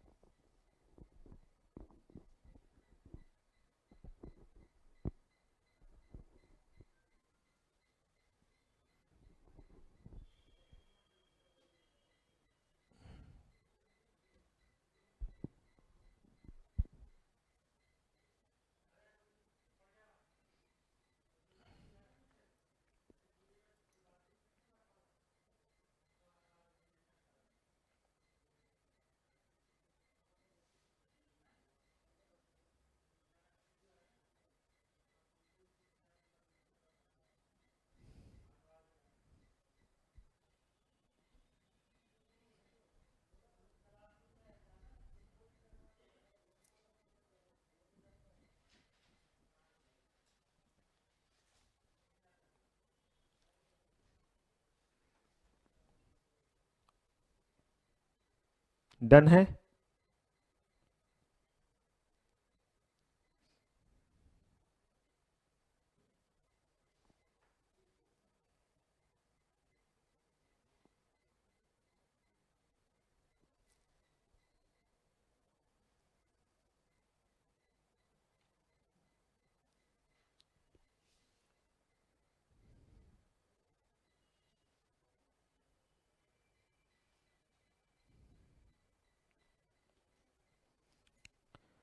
तो एमआरटीपी एक्ट का हमने ऑब्जेक्टिव देखा। एमआरटीपी एक्ट से 3 डेफिनेशन में से एक हमने पिक कर लिया, वो क्या है? Registered consumer association. क्यों हमने ये पढ़ा हुआ है? क्योंकि कंज्यूमर प्रोटेक्शन एक्ट में और कंपटीशन एक्ट में हम इसका इस्तेमाल करेंगे। कैसे करेंगे उस समय देखिएगा कि क्या ये मदद करेगा, किस जगह हम इसको फिट करेंगे। यहां पे अगर हम बात करें क्वेश्चन पूछने की, 2 तरह के क्वेश्चन रेज हो सकते हैं। पहला, write short notes on registered consumer association, या what was the objective of MRTP act. अब देखिए तीसरा हमारा जो दूसरा डेफिनेशन है वो क्या है? आरटीपी। तो पहला डेफिनेशन कर लिया, दूसरा आरटीपी, और तीसरा क्या रहेगा हमारा? UTP, unfair trade practice. बड़े ध्यान से देखिएगा, आरटीपी वेरी वेरी इंपॉर्टेंट। क्यों? क्योंकि कंपटीशन एक्ट में जब मैं आपको लेकर के जाऊंगा तो इसी का नाम हो जाएगा एंटी कॉम्पिटिटिव एग्रीमेंट, यानी कि सेम चीज बस अलग नाम से क्या होगा वहां पे जाना जाएगा। तो ध्यान से सुनिएगा, एमआरटीपी एक्ट का अगर आप ऑब्जेक्टिव देखेंगे तो ये क्या कहता है? Prohibition of. तो जरा देख लेते हैं कि रेस्ट्रिक्टिव ट्रेड प्रैक्टिस है क्या। अगर इनमें से कोई भी चीज है तो एमआरटीपी एक्ट उसको क्या करता है? प्रोहिबिट करता है। तो फिलहाल आप सिर्फ ये देखने जा रहे हैं कि आरटीपी है क्या क्या, क्यों होता है, कैसे होता है, अगर होता है तो क्या होगा, ये अभी आप नहीं देख रहे हैं। आप बस देख रहे हैं, एकदम ध्यान से इसको समझिएगा कि अगर ऐसा होगा तो उसका नाम क्या होगा? आरटीपी होगा। हो सकता है वो अच्छा भी हो सकता है वो क्या हो? बुरा भी हो, कोई फर्क नहीं पड़ता, कुछ भी वो हो, लेकिन अगर ऐसा हो रहा है तो बस आप उसे क्या नाम दे देंगे? आरटीपी। मैं बस कह रहा हूं कि अगर आप कहीं पे देखते हैं कि किसी ने किसी को चाकू मारा, किसी ने किसी को गोली मारा, तो आप ये तो कहेंगे कि किसी का खून हुआ है या नहीं हुआ है? हाँ या ना? किसी ने लाठी से मार मार करके किसी को मार डाला, आप क्या कहिएगा? उसका खून हुआ है या उसे मुक्ति मिली है? खून हुआ है। तो ऐसे ही मैं बस आपको यह बतलाने जा रहा हूं कि अगर ऐसा होगा तो उसका नाम क्या होगा? आरटीपी। ऐसा भी तो हो सकता है कि उसे इसलिए मारा गया क्योंकि वो लोगों को मार रहा था, इसीलिए पुलिस ने उसे मारा है क्योंकि उसके हाथ में गन था और वो 2-3 लोगों को मार चुका था। तो उसने जब 2-3 लोगों को मारा तब भी खून हुआ, इसे पुलिस ने मारा तो भी क्या हुआ? खून हुआ। तो टेररिस्ट को मारा, मिलिटेंट ने टेररिस्ट को मारा हमारे पुलिस ऑफिसर ने, तो भी खून। टेररिस्ट ने आम लोगों को मारा तो भी क्या हुआ? खून। कौन सा सही है कौन सा गलत है ये तो बाद में तय करेंगे, एकदम ध्यान से इस बात को याद रखिएगा। ऐसे ही मैं बताने वाला हूं कि आरटीपी किसको कहते हैं। ये सही है या गलत है ये फैसला भी नहीं होगा, क्योंकि जब मैं आपको ये बताऊंगा तो आपको लगेगा सर ऐसा होता तो है, तो हमारे देश में खून होता नहीं है क्या? गुंडे मवाली भी मारते और पुलिस भी मारती है गुंडे मवाली को। कहा दोनों चीज होता है, एक सही है और एक क्या है? गलत है। तो सही गलत का फैसला बाद में, पहले सिर्फ ये देख रहे कि कैसे कैसे खून हो सकता है। आप कहिएगा सर क्रिमिनल बनाओगे, मतलब कैसे कैसे? अगर बिजनेस होगा तो उसको हम क्या बोलेंगे? आरटीपी। बोला आरटीपी का मतलब है बिजनेस करने का कोई ऐसा तरीका, एकदम ध्यान से सुनिएगा, एनी ट्रेड प्रैक्टिस, जिसका मतलब होता है बिजनेस करने का तरीका। तो एनी ट्रेड प्रैक्टिस यानी कि बिजनेस करने का कोई भी ऐसा तरीका जो क्या कर रहा है, या तो इफेक्ट डाल रहा है या डालेगा। क्या क्या कर रहा है वो देखिए, जो कि प्रिवेंट कर रहा है, डिस्टॉर्ट कर रहा है, रेस्ट्रिक्ट कर रहा है। आपके तीनों वर्ड तो एक ही जैसे लगते हैं, प्रिवेंटिंग, डिस्टॉर्टिंग। डिस्टॉर्टिंग का मतलब होता है किसी चीज को खराब करना, डिस्टॉर्ट करना। मैंने इसको लिया और ऐसे घुमा उमा दिया, जैसे पेन को आप करते रहते ऐसे ऐसे करके उसे खड़ा कर देते हैं। नहीं, आपके जो कुछ रबर वाले पेन होते हैं, मैंने बहुत बच्चों का देखा है, वो उसको ऐसे करके 90 डिग्री पे खड़ा कर देते हैं। तो कहा अगर किया तो आपने उसको क्या किया? डिस्टॉर्ट किया। प्रिवेंटिंग, रोकना, रेस्ट्रिक्टिंग का भी मतलब रोकना, बस इंटेंसिटी का अंतर है। प्रिवेंट करना और रेस्ट्रिक्ट करना। थोड़ा रुकावट डालना, रेस्ट्रिक्ट, प्रिवेंट मीन्स पूरे तरह से रोक देना, डिस्टॉर्ट करना मीन्स खराब करना। किस चीज को? Competition in any manner. अब आप कहिएगा सर ऐसे दिया क्यों 3? इसीलिए दिया क्योंकि हमारे देश में बड़े सारे लाल बुझक्कर हैं।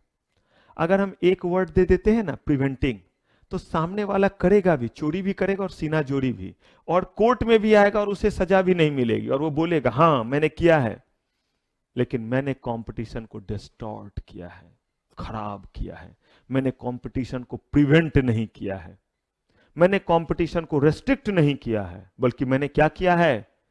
डिस्टॉर्ट किया है।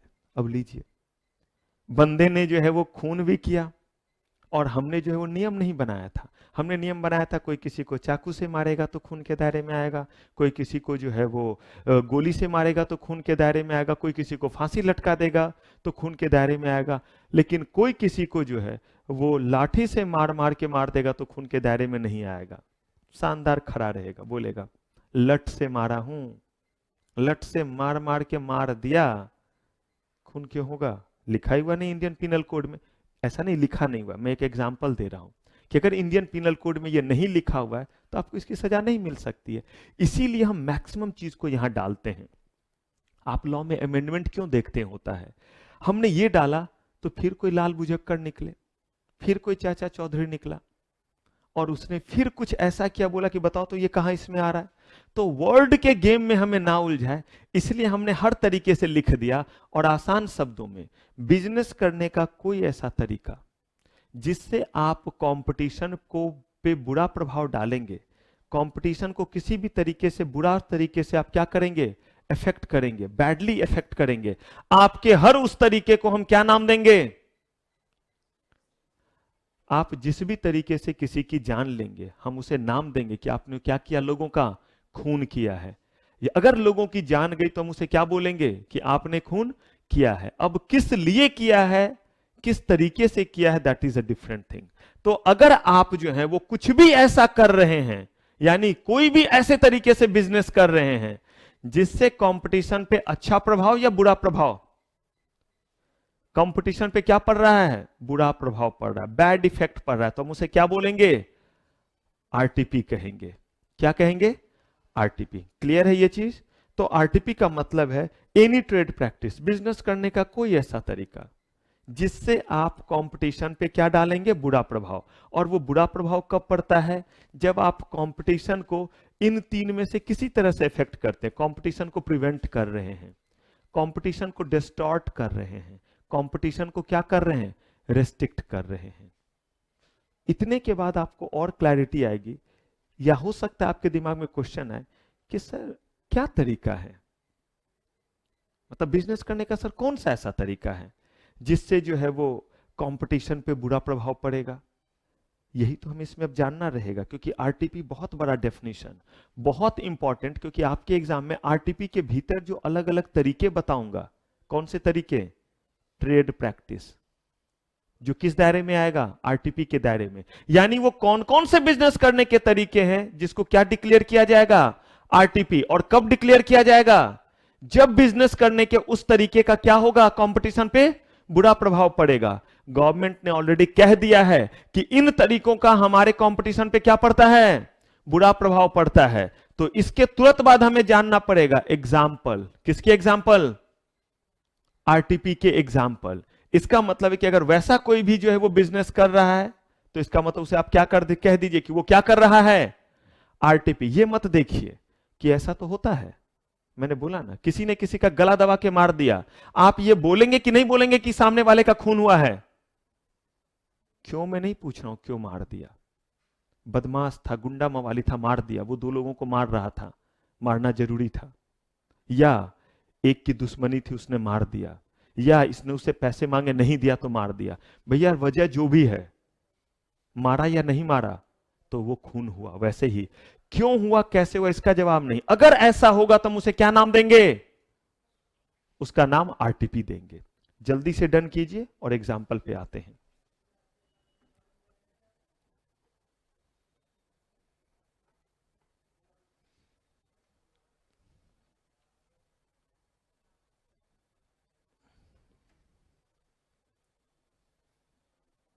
रेड चेक चेक हमारे लगता है राजा बन गए, लिख लिया पहले, मतलब जो पहले लिखा राजा, जो बाद में लिखा वो प्रजा। वो मेरी मम्मा ये गेम खेलती थी।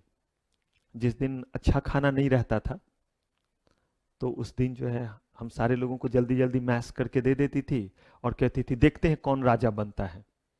और हम राजा बनने के चक्कर में क्या करते थे, जल्दी जल्दी खा जाते थे, बुद्धू बनते थे।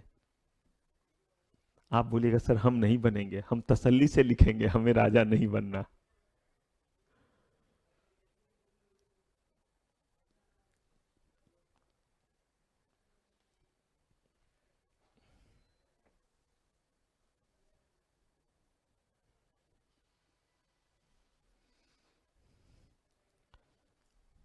हमें यहां से पढ़ने थे 3 डेफिनेशन।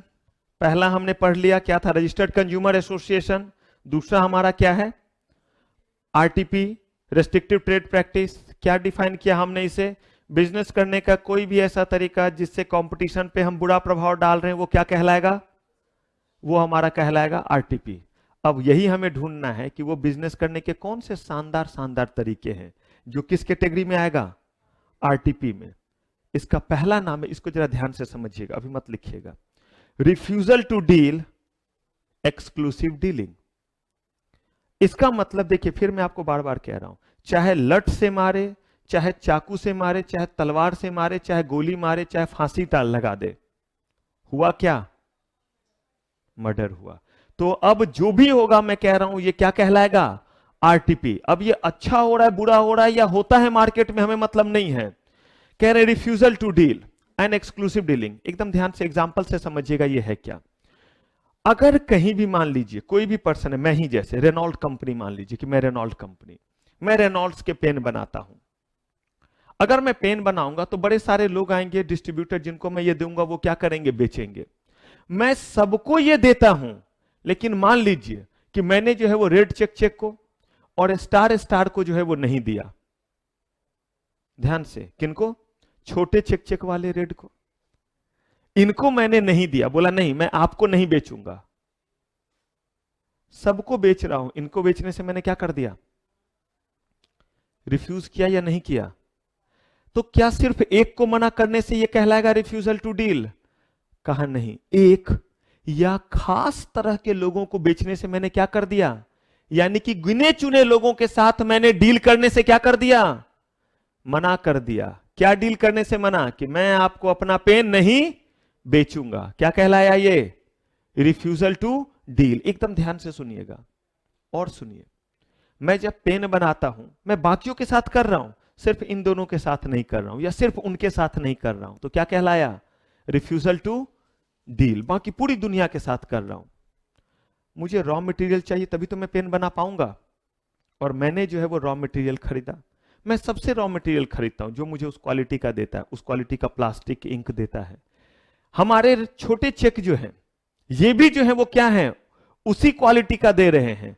मैं आप सारे लोगों से रॉ मटेरियल खरीदता हूं, प्लास्टिक इंक, इनसे नहीं खरीदता, या इनसे स्टार, दोनों में से किन्हीं से नहीं खरीदता। तो ये क्या कहलाया, तो भी कहलाया रिफ्यूजल टू डील। तो देखिए, डील बोल रहा हूं, रिफ्यूजल टू बाय या रिफ्यूजल टू सेल थोड़ा ना बोला। डील तो दोनों होता है, आपके साथ मैं चीज आपका ना खरीदूं तो भी मैं आपके साथ डील नहीं कर रहा हूं। मैं अपना सामान आपको ना बेचूं, इसका मतलब मैं आपके साथ डील नहीं कर रहा हूं। तो रिफ्यूजल टू डील का मतलब है कि अगर कोई जो है वो हमारा सेलर है, वो किसी पर्टिकुलर पर्सन को सामान नहीं बेचता, या पर्टिकुलर नंबर ऑफ पर्सन को सामान नहीं बेचता, तो ये क्या कहलाएगा, रिफ्यूजल टू डील। अगर कोई जो है पर्टिकुलर पर्सन से जो है रॉ मटेरियल नहीं खरीदता, तो भी क्या कहलाएगा, रिफ्यूजल टू डील। या जो है सर्टेन नंबर से जो है, खास जो है वो लोगों से, खास नंबर से जो है वो डील नहीं करता, 2-4 लोगों के साथ उनका सामान नहीं खरीदता, तो भी क्या कहलाएगा, रिफ्यूजल टू डील। तो चाहे आप अपना सामान नहीं बेचें किसी को, या खास नंबर को, या उनका सामान, किसी एक का सामान ना खरीदे, या खास नंबर ऑफ पर्सन का सामान नहीं खरीदे, तो वो क्या कहलाएगा, वो कहलाएगा रिफ्यूजल टू डील। क्लियर है ये बात? अब अगर ये बात क्लियर है तो जरूरी नहीं कि आपका लैंग्वेज यही हो। मैंने तो ये लैंग्वेज इसलिए लिखा कि आप कहते नहीं सर हमें समझने में मजा नहीं आता, हमें तो रटने में मजा आता है। तो जय माता दी, मारिए रट्टा और क्या कर दीजिए, लिख दीजिए। लेकिन देखिएगा आपको सारा आरटीपी एक एक चीज याद रहेगा, क्योंकि यहां पे देखिएगा आगे मैं बताऊंगा कैसे केस लॉ बनेगा और कैसे जो है इससे जो है वो अप्लाइड क्वेश्चन देगा। अब आइए जरा सा एक्सक्लूसिव डीलिंग पे, एकदम धीरे धीरे सांस लीजिएगा, जितने से बस जिंदगी जी सके, एकदम ध्यान से समझिएगा। एक्सक्लूसिव डीलिंग, ठीक उसका उल्टा। एक्सक्लूसिव वर्ड ही तो कहता है एक्सक्लूसिवली, एक्सक्लूसिवली आपके लिए। इसका मतलब ये सिर्फ आपके लिए कह रहे हैं। एक्सक्लूसिव डीलिंग का मतलब है जब रिफ्यूजल टू डील का ठीक उल्टा, मैं अपना ये पेन, मैं रेनॉल्ट कंपनी हूं, इस बार मैं पेन सिर्फ और सिर्फ अपने रेड छोटे छोटे चेक को क्या कर रहा हूं, बेच रहा हूं। या गिने चुने लोगों को रेड छोटे छोटे चेक और ट्विंकल ट्विंकल लिटिल स्टार को, इन दोनों को क्या कर रहा हूं, बेच रहा हूं। अब मुझे बताइए, एक को या गिने चुने लोगों के साथ डील कर रहा हूं, ठीक उल्टा नहीं हो गया? वहां पे एक को या सर्टेन नंबर के साथ में डील नहीं करता था, इस बार कहता हूं कि इन्हीं दोनों को बेचूंगा, तो ये क्या कहलाया, एक्सक्लूसिव डीलिंग। और मुझे जो चाहिए प्लास्टिक, मुझे जो चाहिए इंक, किस चीज के लिए, पेन बनाने के लिए, मैं कहता हूं मैं सिर्फ और सिर्फ जो है वो रेड चेक से ही लूंगा, या रेड चेक से और ट्विंकल ट्विंकल लिटिल स्टार से लूंगा। अब ये क्या कहलाया, एक्सक्लूसिव डीलिंग। इसका मतलब है रिफ्यूजल टू डील का ठीक उल्टा क्या हो गया, एक्सक्लूसिव डीलिंग। ये क्लियर है? अगर ये क्लियर है तो मैं आपको एक चीज सोचने के लिए देता हूं, ध्यान से सुनिएगा और देखते हैं आप उसको आंसर कर पाते हैं या नहीं। अगर मैंने बोला कि मैं इनके साथ और इनके साथ डील नहीं करूंगा, इसका मतलब मैं रिफ्यूजल टू डील कर रहा हूं, मतलब इन दोनों को सामान नहीं बेचूंगा, इसका मतलब बाकियों को सामान बेचूंगा। तो मुझे एक चीज बताइए, अगर मैंने बोला मैं इनको सामान नहीं बेचूंगा तो इसका मतलब बाकियों को बेचूंगा, बाकियों को जब बेचूंगा वो तो एक्सक्लूसिव डीलिंग कहलाता है, और मैंने बोला इनको नहीं बेचूंगा तो क्या कहलाता है, रिफ्यूजल टू डील। तो मुझे एक चीज बताइए, एक ही सिचुएशन में तो दोनों होगा। अगर मैंने बोला कि मैं इन दोनों को सामान नहीं बेचूंगा तो इसका मतलब आप सबको बेच रहा हूं, तो आप इसका नाम एक्सक्लूसिव डीलिंग देंगे या रिफ्यूजल टू डील देंगे? क्यों देंगे?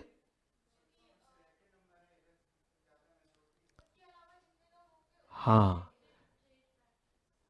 हाँ, इसीलिए क्योंकि आपने जो है वो क्या बोला कि जो सेलेक्टिव पीपल है उसके साथ जो ट्रीटमेंट कर रहे हैं वो नाम दीजिए। तो सेलेक्टिव के साथ क्या ट्रीटमेंट कर रहे हैं, नहीं बेचूंगा, तो रिफ्यूजल टू सेलेक्टिव, इन दोनों को बेचूंगा, इसका मतलब बाकियों को नहीं बेचूंगा, तो इधर के कारण रिफ्यूजल टू डील नहीं आएगा, सेलेक्टिव के साथ जो कर रहे हैं वो नाम पड़ेगा। कभी कभी केस लॉ में दे सकता है कि ऐसे और ऐसे कर रहा है तो आप इसे क्या नाम देंगे। तो देख लीजिए, जो चीज किसके साथ कर रहा है, सेलेक्टिव लोगों के साथ कर रहा है, एक या गिने चुने लोगों के साथ, वो आप नाम देंगे। अगर ऐसा हो रहा है तो ये क्या कहलाएगा। अब मैं आपको इसमें जो है वो थोड़ा और उलझाता हूं। आप कहिएगा सर ये तो मार्केट में हर दिन हो रहा है, बहुत सारे ऐसे लोग हैं जो कहते हैं मैं सबको अपना डिस्ट्रीब्यूटर नहीं बनाऊंगा, मैं नहीं दूंगा आपको। अब देखिए वजह क्या है वो सुनिए। कहा कि अगर आप ऐसा करेंगे तो इसका मतलब है वो चीजों को नहीं बेच पाएंगे, कहते नहीं बेच पाए, तो कहा आप ऐसा कीजिएगा तो कहीं ना कहीं आप कंपटीशन को रेस्ट्रिक्ट कर रहे हैं। तो कहा रेस्ट्रिक्ट ना करूं, अपना रोजी रोटी ना देखूं, पापी पेट के लिए ऐसा करूं। बोला ऐसा कौन सा पापी पेट है जिसके लिए ऐसा बिजनेस कर रहे हो। कहा इसीलिए ऐसा कर रहा हूं क्योंकि हमारे रेड छोटे छोटे चेक है, छोटे छोटे चेक बुद्धि बहुत बड़ा बड़ा लगाते हैं। इनका पुराना इतिहास रहा है कि जब भी इन्होंने किसी भी डिस्ट्रीब्यूटर का, किसी भी जो कंपनी का सामान खरीदा है, उसके बाद एक खरीदते हैं और अगला लॉट अपना बना के बेचते हैं, क्योंकि नकली जो है वो बनाते हैं। इनकी पुरानी आदत है कॉपी करने की। एग्जाम्पल है, माइंड नहीं करेंगे। तो अब अगर मुझे ये डर है कि कहीं मैं इनको ये पेन दूं तो बस इस पे R&D करके ये खुद का बनाना ना शुरू कर दे। अगर इस वजह से मैंने मना किया तो मुझे क्या, मैंने क्या कोई गुनाह किया। इसीलिए पुलिस ने क्रिमिनल को मारा, क्योंकि अगर उसे नहीं मारते तो वो क्या करता, सिविलियंस को मार देता। तो क्या पुलिस ने कोई क्राइम किया, क्राइम नहीं किया, लेकिन खून तो किया। मर्डर तो कहलाएगा। मैं भी तो यही कह रहा हूं, मैं कहां कह रहा हूं इसने खराब किया या अच्छा किया, मैं तो बस कह रहा हूं इसने किया क्या, जल्दी बोलिए, आरटीपी किया। मैं अच्छा और खराब नहीं देख रहा हूं। अगर ऐसा होता है मार्केट में तो क्या है वो, आरटीपी। क्यों होता है इसका जवाब दूंगा जब पूरा आरटीपी खत्म हो जाएगा। जब पुलिस वाले ने मारा तो क्यों मारा, जवाब मिला। क्यों मारा, क्योंकि उसके पास गन था लिए हुए और बोल रहा दू दू दू दू दू और भी जो आएगा सबको मार डालूंगा। अब ऐसे मुझसे क्या बोलेंगे, मोहन प्यारे गन दे दे, पर्क ले ले, मंच ले ले और गन दे दे। वो बोलेगा तू गोली ले। तो उस केस में क्या करना पड़ेगा, उसे भी मारना पड़ेगा, क्योंकि उसे इसलिए मार रहे हैं क्योंकि बहुतों की जान हमें क्या करनी है, बचानी है। लेकिन मारा या नहीं मारा, वो मरा या नहीं मरा, मर्डर हुआ या नहीं हुआ। वैसे ही अगर ऐसा हो रहा है तो ये क्या कहलाएगा, आरटीपी। हाँ हो सकता है वो अच्छे के लिए कर रहा है, वरना पता चला कि नकली बना बना करके पब्लिक को ही दे देगा, तो पब्लिक को ही तो नुकसान हो जाएगा। का नुकसान फायदा बाद में। अगर कोई ऐसा कर रहा है तो उसका नाम क्या होगा, आरटीपी। और अगर रिफ्यूज कर रहा है बेचने से या किसी से सामान लेने से तो उसका नाम क्या होगा, रिफ्यूजल टू डील, जो कि ये क्या है, आरटीपी। अगर खास लोगों के साथ ही डील करता है, चाहे खरीदता हो चाहे बेचता हो, तो उसका नाम क्या होगा, एक्सक्लूसिव डीलिंग। और वो क्या कहलाएगा, एक आरटीपी कहलाएगा। बहुत सारे भी, पहले इसको फटाक से डन कीजिए। अगर इसमें किसी भी तरह के परमुटेशन कॉम्बिनेशन से क्वेश्चन पूछे तो आप आंसर दे देंगे, ठीक है कीजिए डन, फिर बात करते हैं।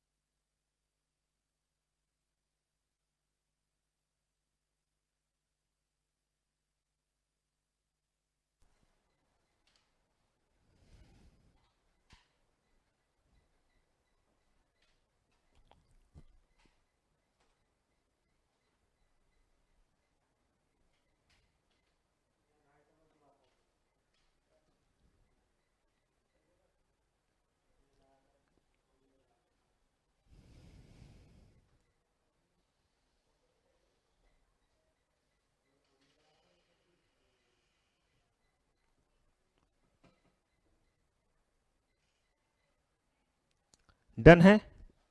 चलिए हमने ने एमआरटीपी एक्ट क्यों पढ़ना शुरू किया, जो एबॉलिस्ट हो गया उसको क्यों पढ़ना शुरू किया, क्योंकि इसका यूज किस में है, कंपटीशन एक्ट में और कंज्यूमर प्रोटेक्शन एक्ट में, और वो हमारे सिलेबस का पार्ट है।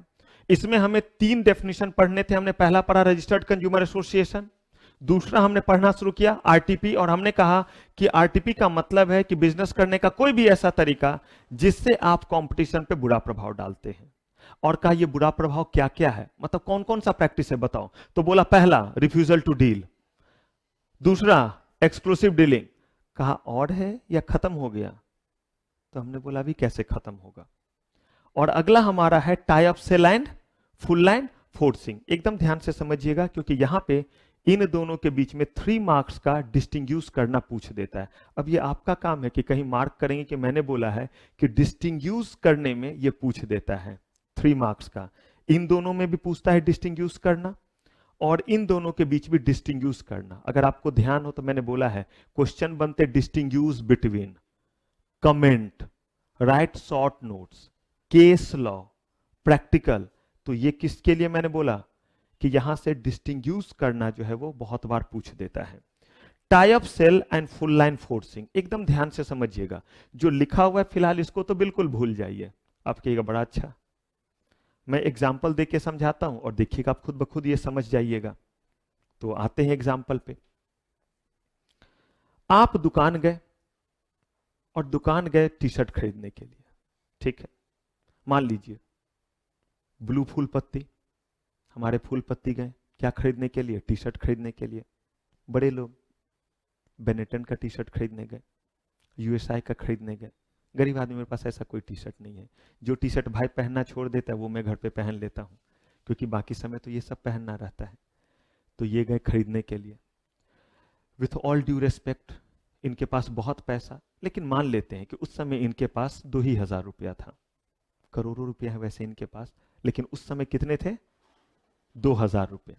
इन्होंने जो है वो टी शर्ट खरीदा, टी शर्ट इनको दिया गया, इनको 2,000 रुपया था, 2,000 में इनके टी शर्ट आ गए, मस्त टी शर्ट आ गया। ना इनको निड था उस समय जींस का, जरूरी कि हम समय जब हम टी शर्ट खरीदने जाएंगे तो हमें जींस की भी निड रहेगी। जब ये गए तो दुकानदार कहता है कि आपको हमारे कंपनी का जींस भी खरीदना पड़ेगा, तब जाकर के हम आपको टी शर्ट देंगे। इन्हें खरीदना क्या था, तो जो डिजायर प्रोडक्ट था वो क्या था, और जो सामान खरीदने का कंडीशन इन पे लगा दिया गया वो क्या है।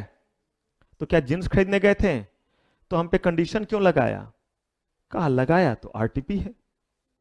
बोला इस आरटीपी का कोई नाम है, मर्डर तो हुआ, कैसे मारा, गोली मारा, तो है तो आरटीपी, लेकिन इस आरटीपी का नाम क्या है। बोला इसका नाम है टाई अप सेल्स। जब आप एक सामान खरीदने जाएं और आपके ऊपर एक कंडीशन लगाया जाए कि आप इस सामान को तभी खरीद पाएंगे जब आप जो है वो इस सामान, एक दूसरे सामान को भी क्या करेंगे, खरीदेंगे, तो इसको हम क्या कह देते हैं, टाई अप सेल्स। एकदम ध्यान से समझिएगा, मैंने बार बार आपको बोला है कि अगर पूछ देगा डिस्टिंग्विश करना तो कहां पे अंतर आ सकता है वो अब आएगा। अब यही हमारे फूल पत्ती गए खरीदने के लिए टी शर्ट। इस बार देखिए इनको क्या बोला गया कि टी शर्ट खरीदना है, हाँ 2,000 का था। इन्होंने बोला ठीक है देते हैं, लेकिन उन्होंने बोला कि अभी नहीं, आपको हमारे दुकान से एक कैलकुलेटर भी खरीदना पड़ेगा। क्या खरीदना पड़ेगा, कैलकुलेटर भी खरीदना पड़ेगा। अब देखिए सेम ही बात तो है, पिछले बार भी एक कंडीशन लगाया गया, इस बार भी एक कंडीशन लगाया गया प्रोडक्ट का, लेकिन अंतर बस क्या है वो देखिए। पिछले बार जो सामान खरीदने के लिए गए थे और जो कंडीशनल लगाया गया वो दोनों एक ही कैटेगरी में आता था, दोनों गारमेंट्स के कैटेगरी में आता था, दोनों क्लोथ्स के कैटेगरी में आता था, दोनों टेक्सटाइल के कैटेगरी में आता था। इस बार ये खरीदने जो गए वो किस कैटेगरी में आता है, गारमेंट, क्लोथ्स, टेक्सटाइल। और जो इनको बोला गया खरीदना पड़ेगा कैलकुलेटर, ये भी गारमेंट के कैटेगरी में है, टेक्सटाइल में आता है, क्लोथ्स में आता है, कभी कभी हम पहन के निकल जाते हैं। क्या ये उस कैटेगरी में आता है, नहीं। तो इसका मतलब है जो सामान आप खरीदने गए और जो आपको खरीदने के लिए बोला गया ये दोनों अलग अलग कैटेगरी में है। का कैटेगरी से क्या मतलब है, टाई अप सेल का मतलब है एक सामान खरीदने जाओ और एक दूसरा सामान उसके लिए क्या कर दिया जाए, कंपल्सन लगा दिया जाए, उसी को टाई अप सेल कहते हैं। मैं बिल्कुल बोल रहा हूं, बिल्कुल सही आप कह रहे हैं। लेकिन जब कंपल्सन जिस चीज का लगाया जा रहा है और जो आप अपनी मर्जी से खरीदने गए थे वो दोनों अगर अलग अलग आइटम हो, वो दोनों अलग अलग मार्केट को रिप्रेजेंट करता हो और आप साफ तौर पे डिस्टिंग्विश कर सकते हैं कि ये पहनने वाला चीज और ये कैलकुलेटर जैसा चीज, इलेक्ट्रॉनिक चीज है, और दोनों का अलग अलग मार्केट है। अलग अलग मार्केट का मतलब है एक टेक्सटाइल मार्केट में बिकता है और एक इलेक्ट्रॉनिक्स या जो है वो इलेक्ट्रिकल्स मार्केट का चीज है। अगर ऐसा है तो इस टाई अप सेल का नाम क्या है, फुल लाइन फोर्सिंग।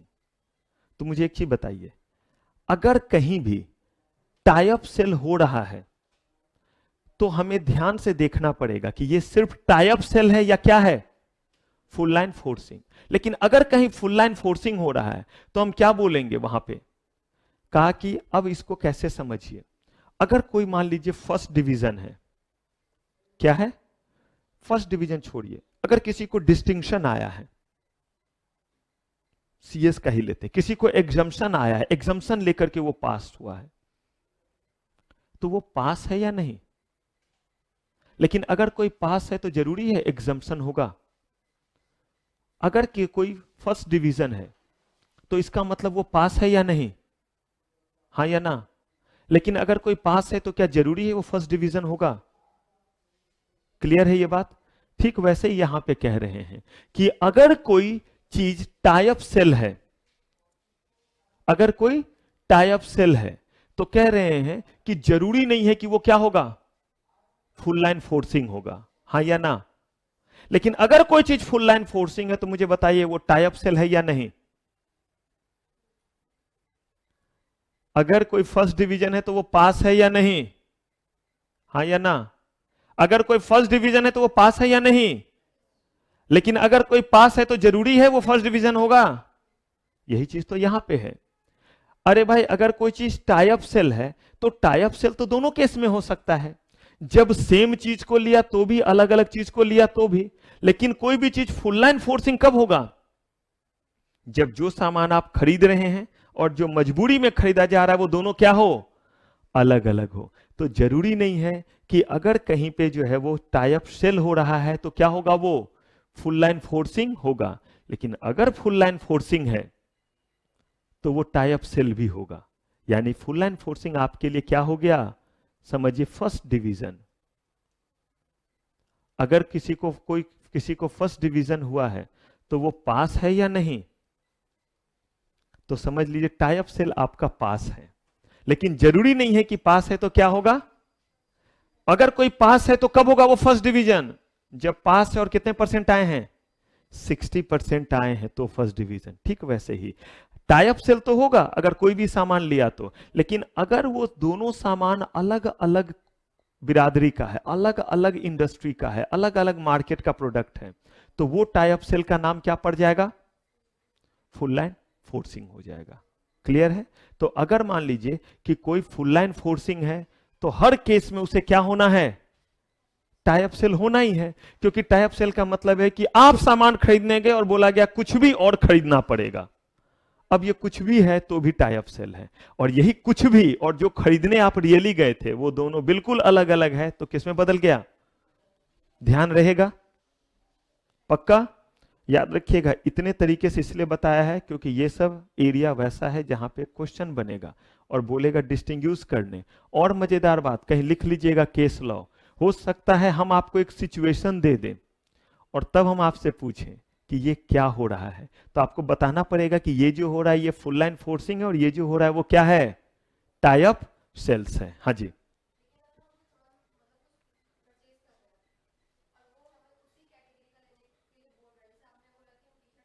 और जींस का सिर्फ टाई अप सेल, तो क्या कहलाएगा वो, हाँ टाई अप सेल का वो कौन सा प्रजाति अब हो गया, फुल लाइन फोर्सिंग हो गया। क्लियर है? तभी मैंने एग्जांपल दिया फर्स्ट डिवीजन का। First division is full line forcing and tie up sale is पास।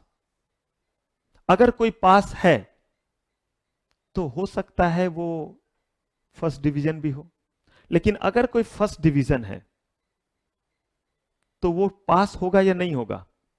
तो अगर कहीं फुल लाइन फोर्सिंग हो रहा है इसका मतलब टाई अप सेल है या नहीं है? लेकिन अगर टाई अप सेल है तो हम हर केस में नहीं कह सकते हैं कि वो फुल लाइन फोर्सिंग है या नहीं है, क्योंकि अगर सेम ही सामान है तो क्या हो गया, सिर्फ टाई अप सेल रह गया। अलग अलग बिरादरी का है तो क्या हो गया, फुल लाइन फोर्सिंग। पूरा क्लियर? हाँ जी, फुल पत्ती। चलिए डन कीजिए।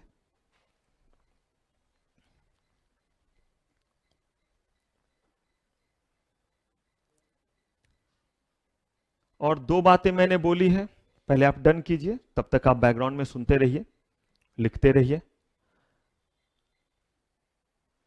मैंने दो बातें यहां पे आपको कही है। पहली बात तो ये कि ये डिस्टिंग्विश करने में रह सकता है, और दूसरा मैंने बोला कि छोटा सा इस पे क्या बना सकता है, केस लॉ बना सकता है। तो ध्यान रखिएगा दोनों का।